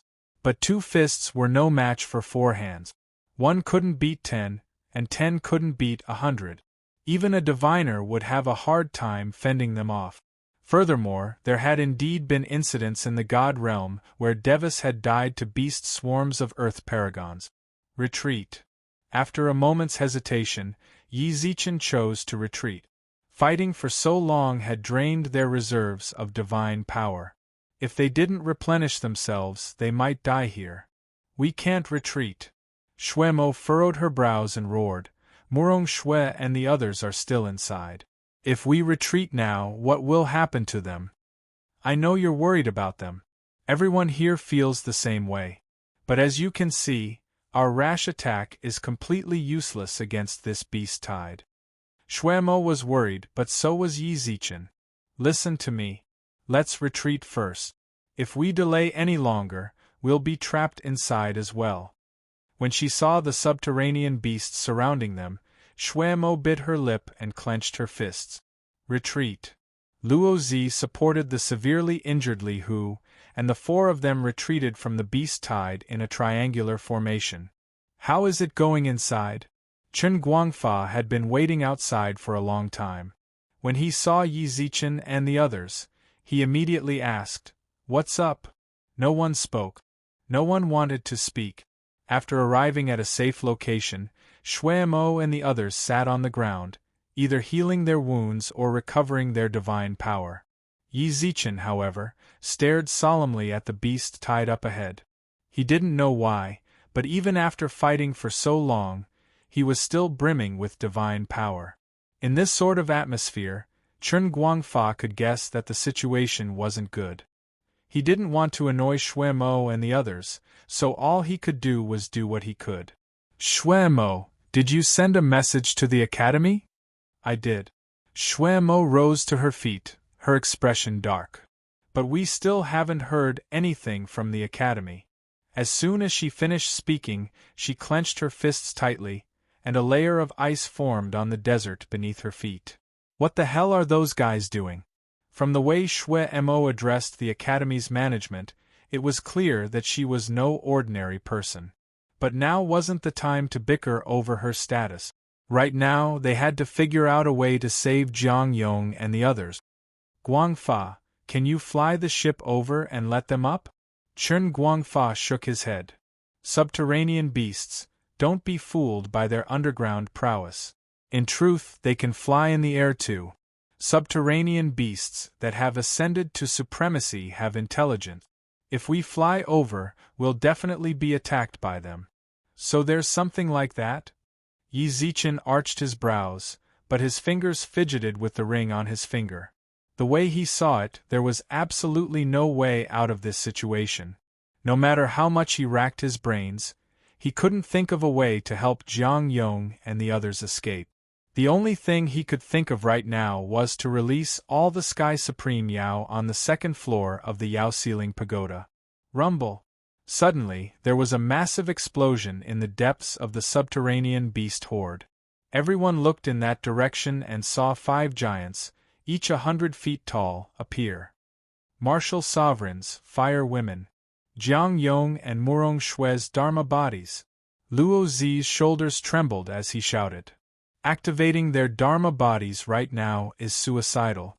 Maintaining them consumes vast amounts of divine power. Given their current reserves, there's no way they can maintain them for long. Once they run out of divine power, they... Luo Zi didn't finish his sentence. Instead, he turned and gnashed his teeth. "What should we do now?" "I have to save them," said Shuemo resolutely, but her eyes never left Yi Zichen's. In the face of her gaze, Yi Zichen fell silent. Should he hide? He couldn't leave the Yao Ceiling Pagoda. If he exposed it here, he wasn't strong enough to protect it at all. But if he kept hiding, Jiang Yong and the others would really die here. Should I release the Yao from the Yao Ceiling Pagoda or not? Yi Zichen's emotions were complex. At that moment, Luo Zi shouted again. The Appearance Association's 2 golden flowers Dharma bodies have disappeared, and so has Pan Xing's. Only the martial sovereigns and fire women are still here, but judging by how indistinct their Dharma bodies are, I don't think they'll last much longer. "Yi Zichen, are you still going to hide?" roared Shuemo. Shuemo didn't know about the Yao Ceiling Pagoda, but she knew Yi Zichen had Sky Supreme level attendance. Back in the tavern, Yi Zichen had only been able to suppress her and Chen Guangfa because of the Yao inside the Yao Ceiling Pagoda. Although she wasn't sure of the Yao's relationship with Yi Zichen, she was certain. So long as Yi Zichen wanted to summon them, they'd immediately appear. She didn't know how many attendants there were, but it was better than nothing. Even if he only had 2 or 3 attendants, they'd still stand a better chance than the 4 of them. A long while passed, but when Yi Zichen didn't respond, she couldn't help but nod and smile. "All right, I guess I misjudged you. Just keep hiding. Even if I die, I'll save Murong Shui and the others." Shuemo hefted her dagger and was about to charge into the crowd of beasts. Yi Zichen, who'd been pacing back and forth, inexplicably gnashed his teeth. Chapter 1240. Surviving a calamity. Suddenly, a dozen men and women appeared in front of Yi Zichen. They were all Yao from the second floor of the Yao ceiling pagoda. Even the weakest of them was an 8th stage Sky Supreme. In truth, Yi Zichen had chosen to hide his trump card. Some might call him cold-blooded or selfish, but if he had to make a new decision, he'd do the same thing. He absolutely couldn't reveal the existence of the Yao ceiling pagoda. Summoning these beasts was already the limit of what he could bear. It was said that all Supremes were divine beasts. Yi Zichen and the other humans might seem a bit weak against divine beasts. However, they were all divine beasts, and the Yao of the Yao ceiling pagoda could suppress them. As soon as they entered the battlefield, they were like meat grinders, reaping the lives of the subterranean beasts before them. Yes, the Yao of the Yao ceiling pagoda were Yao too. However, from the moment they entered, they had to be absolutely loyal to their master. Never mind their own kind, even if they were from the same race, they could kill them without batting an eyelid. This was one of the reasons why countless experts wanted to obtain the Yao ceiling pagoda. Obtaining it meant gaining an army of absolute loyalty and cruelty. This. Luo Zi and Li, who were dumbfounded. So many 8th stage Sky Supremes had suddenly appeared, and they obeyed Yi Zichen's every command. Killing the subterranean beasts was as easy as slaughtering chickens. More importantly, based on their auras, they seemed to be Yao as well. Even Shuemo, who'd mentally prepared herself, was flabbergasted. She'd expected 5 at most. She'd used a secret technique to save Murong Shui and the others. She never would have guessed that Yi Zichen would summon so many. Furthermore, it seemed they didn't even need to do anything. "Come on, let's go get Jiang Yong and the others." In the face of everyone's astonished gazes, Yi Zichen didn't seem happy at all. On the contrary, he sighed reluctantly, then silently walked forward. There was a strict hierarchy among Yao's divine beasts.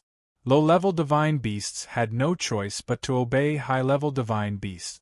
When the Yao inside the Yao ceiling pagoda unleashed its aura, the subterranean beasts all calmed down and obediently prostrated themselves on the ground like puppies. Even if they were killed, they wouldn't dare resist. Jiang Yong and Murong Shui, who were maintaining their supreme celestial bodies, were on the verge of collapse. Pan Xing, Dai Xiaoyan, and Dai Xiaoyu had already lost consciousness. The position of the avatar was entirely dependent on their willpower.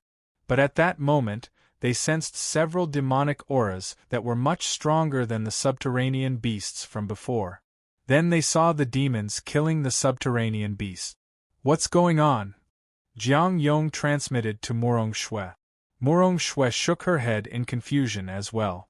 She had no idea what was going on. Old Jiang. Yi Zichen and the others hurried over. Jiang Yong, who was still maintaining his Dharma body, immediately shouted, "Don't come over. There's a great Yao here. That's one of us." Jiang Yong and Murong Shui couldn't help but frown. Yi Zichen said, "Put away your Dharma bodies. They're all one of us." Although he was suspicious, Jiang Yong knew Yi Zichen and the others wouldn't harm him. Knowing that the danger had passed, the taut tendon in his heart loosened and the sovereign celestial body behind him disappeared. Jiang Yong and Murong Shui collapsed to the ground, gasping for breath and stuffing pills into their mouth. "Are they all right?"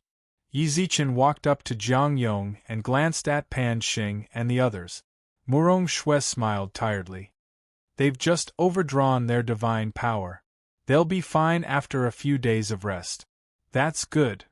Shuemo relaxed, patted her chest, and sighed. Before long, the Yao of the Yao ceiling pagoda returned, their bodies bathed in blood. Their leader was a lithe, enchanting woman. She was the commander of the second floor of the Yaoxiling Pagoda, Jilan. She was also the strongest expert on the second floor, a half-step diviner. Her appearance caused everyone around her to hold their breaths.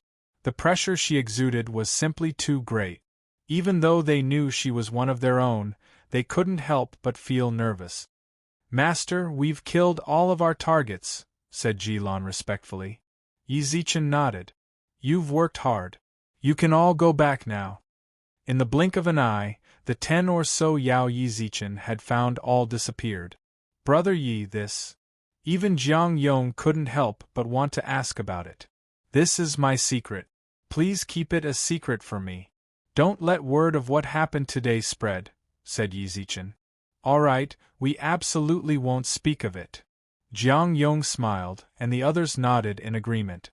With just a few simple sentences, they let bygones be bygones. No one brought it up again. Yi Zichen and the others were helping Jiang Yong and the others recover their divine power. After about an hour, Jiang Yong's exhaustion subsided somewhat. He rose to his feet and brushed the sand off his clothes. "Are the two we saved still there? Come, let me take a look. You almost lost your life trying to save them." Zhang Byron and East Peak followed Yi Zichen's signal and walked over. When they arrived, Yi Zichen bowed deeply to Jiang Yong. "I have to thank my old friends on behalf of you, Society Head Jiang. If you hadn't risked your life for justice, they'd be dead by now." "Oh, we know each other." Jiang Yong grinned and laughed. "That was worth it. What's there to say about Brother Ye's friends? It's good that they're fine. But what did you two do? Did you steal their children or their clan head's wife? From the looks of it, I'm afraid the entire subterranean beasts are here." The two great emperors, who'd once called the wind and summoned the rain in the lower realms, could only laugh awkwardly. They didn't know why either. "All right, it's good that they're fine. Where are you from? We'll take you back right away. They're the city lord's personal guards." In the end, Zhang Byron and Jiang Yong weren't particularly familiar with Jiang Yong, so Yi Zichen spoke up first. "When we get back to the academy, we can let them go to the city lord's manor." When he heard that they were from the city lord's manor, Jiang Yong's expression immediately mirrored Yi Zichen's when he'd first heard the news. When he saw Yi Zichen shake his head, Jiang Yong understood. He didn't ask the question he'd been about to ask. Instead, he smiled and said, "Then let's hurry up and go. I don't want to stay in this damned place any longer. My aspirations society is still the best." "It's not like your aspirations society is better. You can summon the wind and summon the rain, do whatever you want, and quite a few girls throw themselves at you," said Murong Shui in an unfriendly tone. "What are you talking about?" Jiang Yong grinned. After surviving a near-death experience, everyone was in a good mood. There were no signs of subterranean beasts nearby, so they were quite relaxed. However, as they relaxed, "Senior apprentice sister, behind you!" Chen Guangfa, who was piloting the flying boat, roared. Shuemo turned around and saw a subterranean beast king standing in the blood-soaked desert behind her. It was several times larger than the previous subterranean beasts, and it was raising its sharp claws at her. Chapter 1241. Chapter 1241. Subterranean Beast King. Back in time to a few minutes ago. Fighting the subterranean beasts had exhausted the 10-man bounty team beyond compare. They'd struggled on the edge of life and death, but after Yi Zichen released the Yao from the Yaoxiling Pagoda, they finally relaxed. Little did they know, as they relaxed, danger had crept up on them. Not long ago, Chen Guangfa had noticed a particularly eye-catching sandbag behind Shuemo. After all, this was a barren desert. This sort of abnormally protruding sandbag shouldn't exist. As a result, Yi Zichen's gaze lingered on it until it burst through the sand. Senior apprentice sister. Chen Guangfa's eyes were filled with undisguisable terror. Murong Shui and the others were safe, so Shuemo was in an excellent mood. She smiled and cocked her head to the side, an indescribable look in her eyes. Then she saw Chen Guangfa point behind her and yell urgently, "Behind you!" Behind you, run! His cry of alarm drew the others' attention as well. When they looked behind Xuemo, none of them made a sound. When Xuemo heard this, she turned around. The instant she did, she discovered that an enormous shadow loomed over her. In front of her was a 10,000-meter-tall creature covered in a silver armor-like shell. The pair of sharp claws that flickered with a cold glint were like sharp blades that had been sharpened countless times. Under the demonic purple pupils, there was a faint smile at the corner of the mouth. King level. Its enormous body was like a mountain that blotted out the sky. Everyone stood in its shadow. Li Hu, why are you shaking? Luo Zi stiffly turned to look at Li Hu. Only then did he realize that Li Hu's axe was trembling violently. I'm shaking, but aren't you shaking too? Li Hu forced a smile, then gulped as he looked at the subterranean beast. King Level Yao. Just like the clan heads and elders of human clans, King Level Yao wielded real power in their clans. They were also one of the strongest experts. Any Yao that could be called King Level was at least a 4th-stage diviner. Subterranean beasts were just the weakest of the divine beast clans. How could a king-level beast possibly appear? Furthermore, none of them had sensed it. It was as if the entire world had frozen in place. Humans. The silver-armored king-level subterranean beast had yet to transform into human form and speak. The person in front of him gulped as his pupils constricted violently. He was extremely nervous. The subterranean beast king raised its head and looked at the corpses of the subterranean beasts in the distance. These are the people of this king's race. Humans, you're really despicable. Suddenly, the subterranean beast king snorted. The coarse breath sent Yi Zichen and company flying several tens of meters away like a wave of hot air. Is this the power of a king-level demonic beast? Jiang Yong's eyes were filled with astonishment. He was half a step into the Deva realm, and yet he couldn't even withstand a breath like that. Retreat, retreat quickly. After a brief moment of shock, Jiang Yong calmly came to a decision. This wave of qi seemed very strong, and they were powerless to resist it. However, as the shock wave sent them flying, it also widened the distance between them and the subterranean beast king. With this distance, they might be able to board the flying boat. Xue Mo's still there, said Murong Xue, frowning. Besides, even if you fly the boat at full speed, it's only as fast as a 4th-stage diviner. Beast kings are at least 4th-stage diviners, but look at its size. I'm afraid it's at least a 7th-stage Sky Supreme. How are we supposed to run? She'd lived for so long, but this was the first time she'd faced a subterranean beast king like this. When she saw the subterranean beast king less than 10 meters away from her, the only thought in her mind was to run. But for some reason, it was as if her body was completely out of her control. All she could do was stand there in a daze. This beast king really is huge. It's just like Daddy said, it's even bigger than his Dharma body. Xue Mo inexplicably laughed. She couldn't control her limbs to run. Even if she tried, it would be difficult to escape. She just stared at the colossal beast, thinking back to what her father had told her back at home. The God realm hasn't been peaceful lately. The outside world is far more dangerous than you imagine. Our family is the safest place. Why are you so disobedient? Don't tell me the nearby cities aren't enough for you to play around in? Do you want to be like your sister? Do you want to be sent to the divine mountains to temper yourself so you can grow up? Forget it. If you want to leave, then leave. I can't stop you. When she was young, she was like a bird trapped in a cage. She'd yearned for the outside world, always thinking that one day she'd escape. Now that she'd grown up, she still thought the same thing. She'd vowed that if anything happened, she'd take responsibility. But no matter what happened, her family would always clean up for her. Even so, they couldn't stop her stubbornness. A bounty mission. Another bounty mission. Anti-upheaval had been destroyed because she'd insisted on going on a bounty mission. She'd even chosen the mission herself.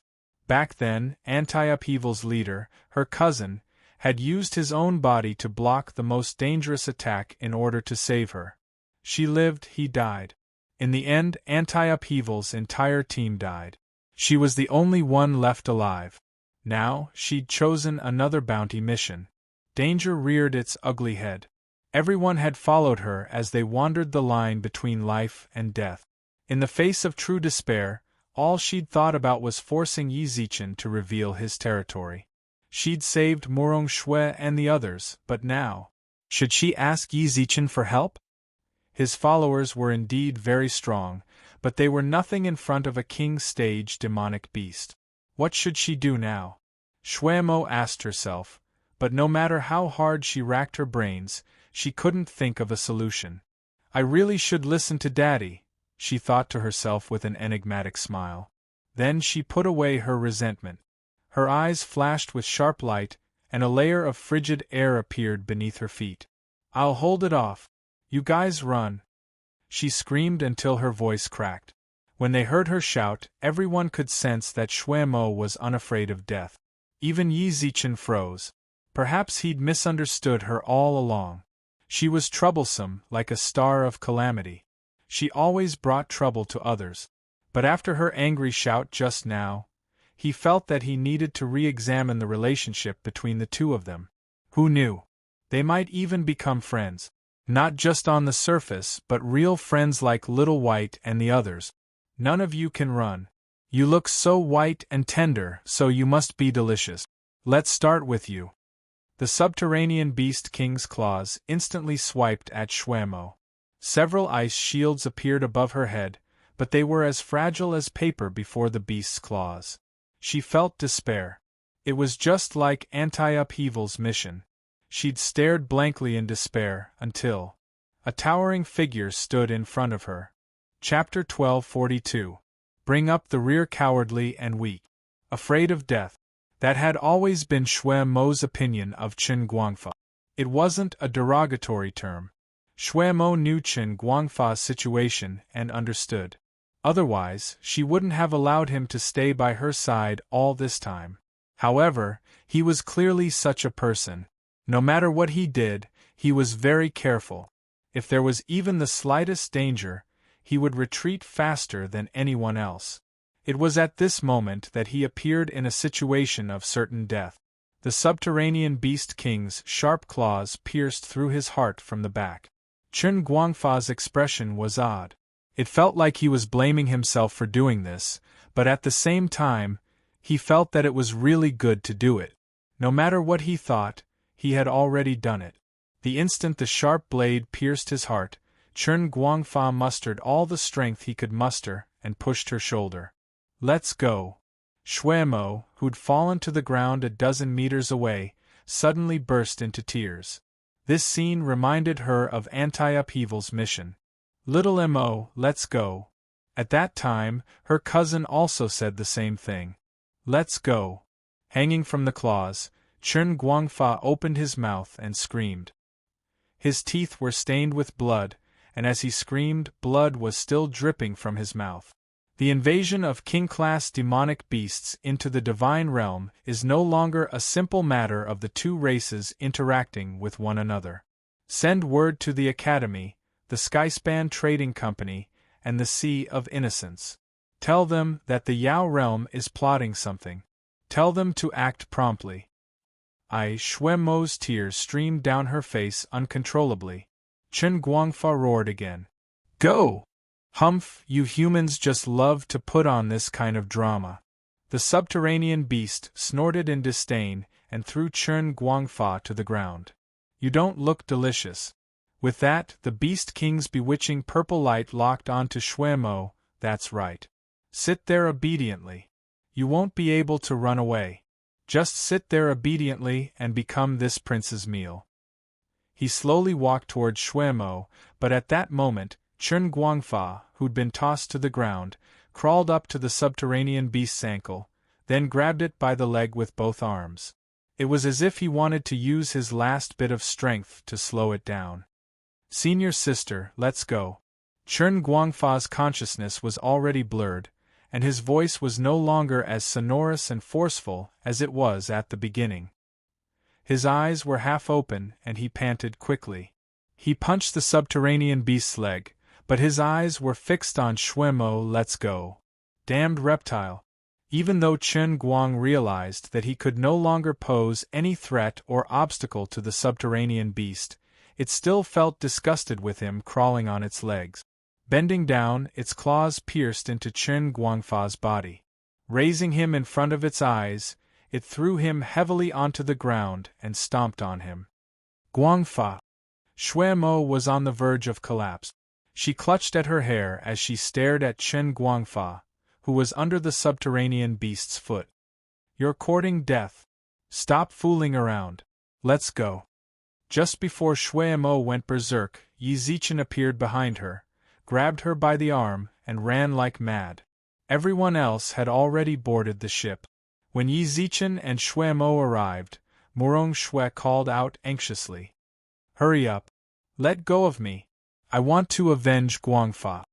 Shuemo struggled to break free, but at that moment, someone slapped her across the face. Yi Zichen had slapped her. Calm down. Get on the ship. None of the onlookers expected Yi Zichen to do this. Murong Shui and the Appearance Association's golden flower covered their mouths. But no one said anything. Chen Guangfa's death had already clouded Shuemo's mind. Perhaps this slap would help clear her head a little. As expected, the slap calmed her down. Let her on. Yi Zichen pushed Shuemo onto the ship, but he didn't follow. Yi Zichen, get on. Running away like this isn't a solution. You guys go first. I'll bring up the rear.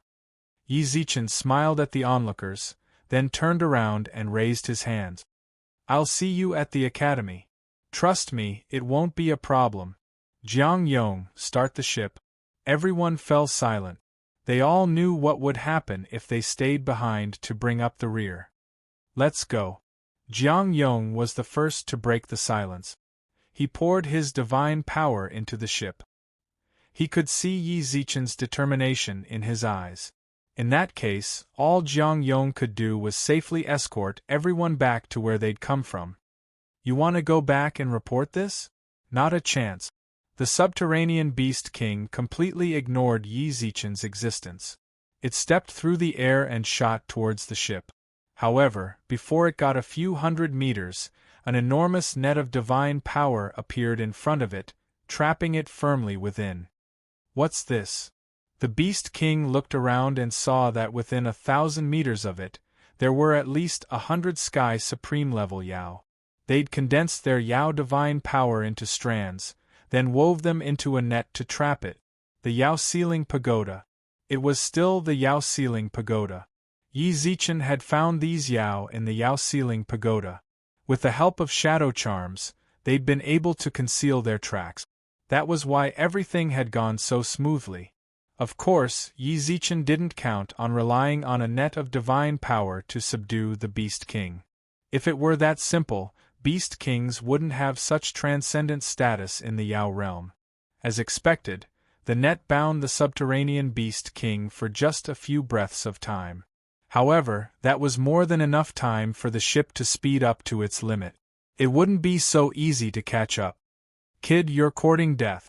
Yi Zichen shrugged noncommittally. The net of Yao divine power shattered, and the Yao returned to the Yao Ceiling Pagoda. They were no match for the subterranean Beast King at all. He wouldn't let them sacrifice themselves for nothing. All he needed to do was trap it for a moment. They're gone. Seeing the few hundred heavenly sovereign realm demonic beasts disappear, the subterranean Beast King's face trembled with joy in its eyes. The Yao Ceiling Pagoda. You actually have it. It seems you've lived quite a long time. You can even tell?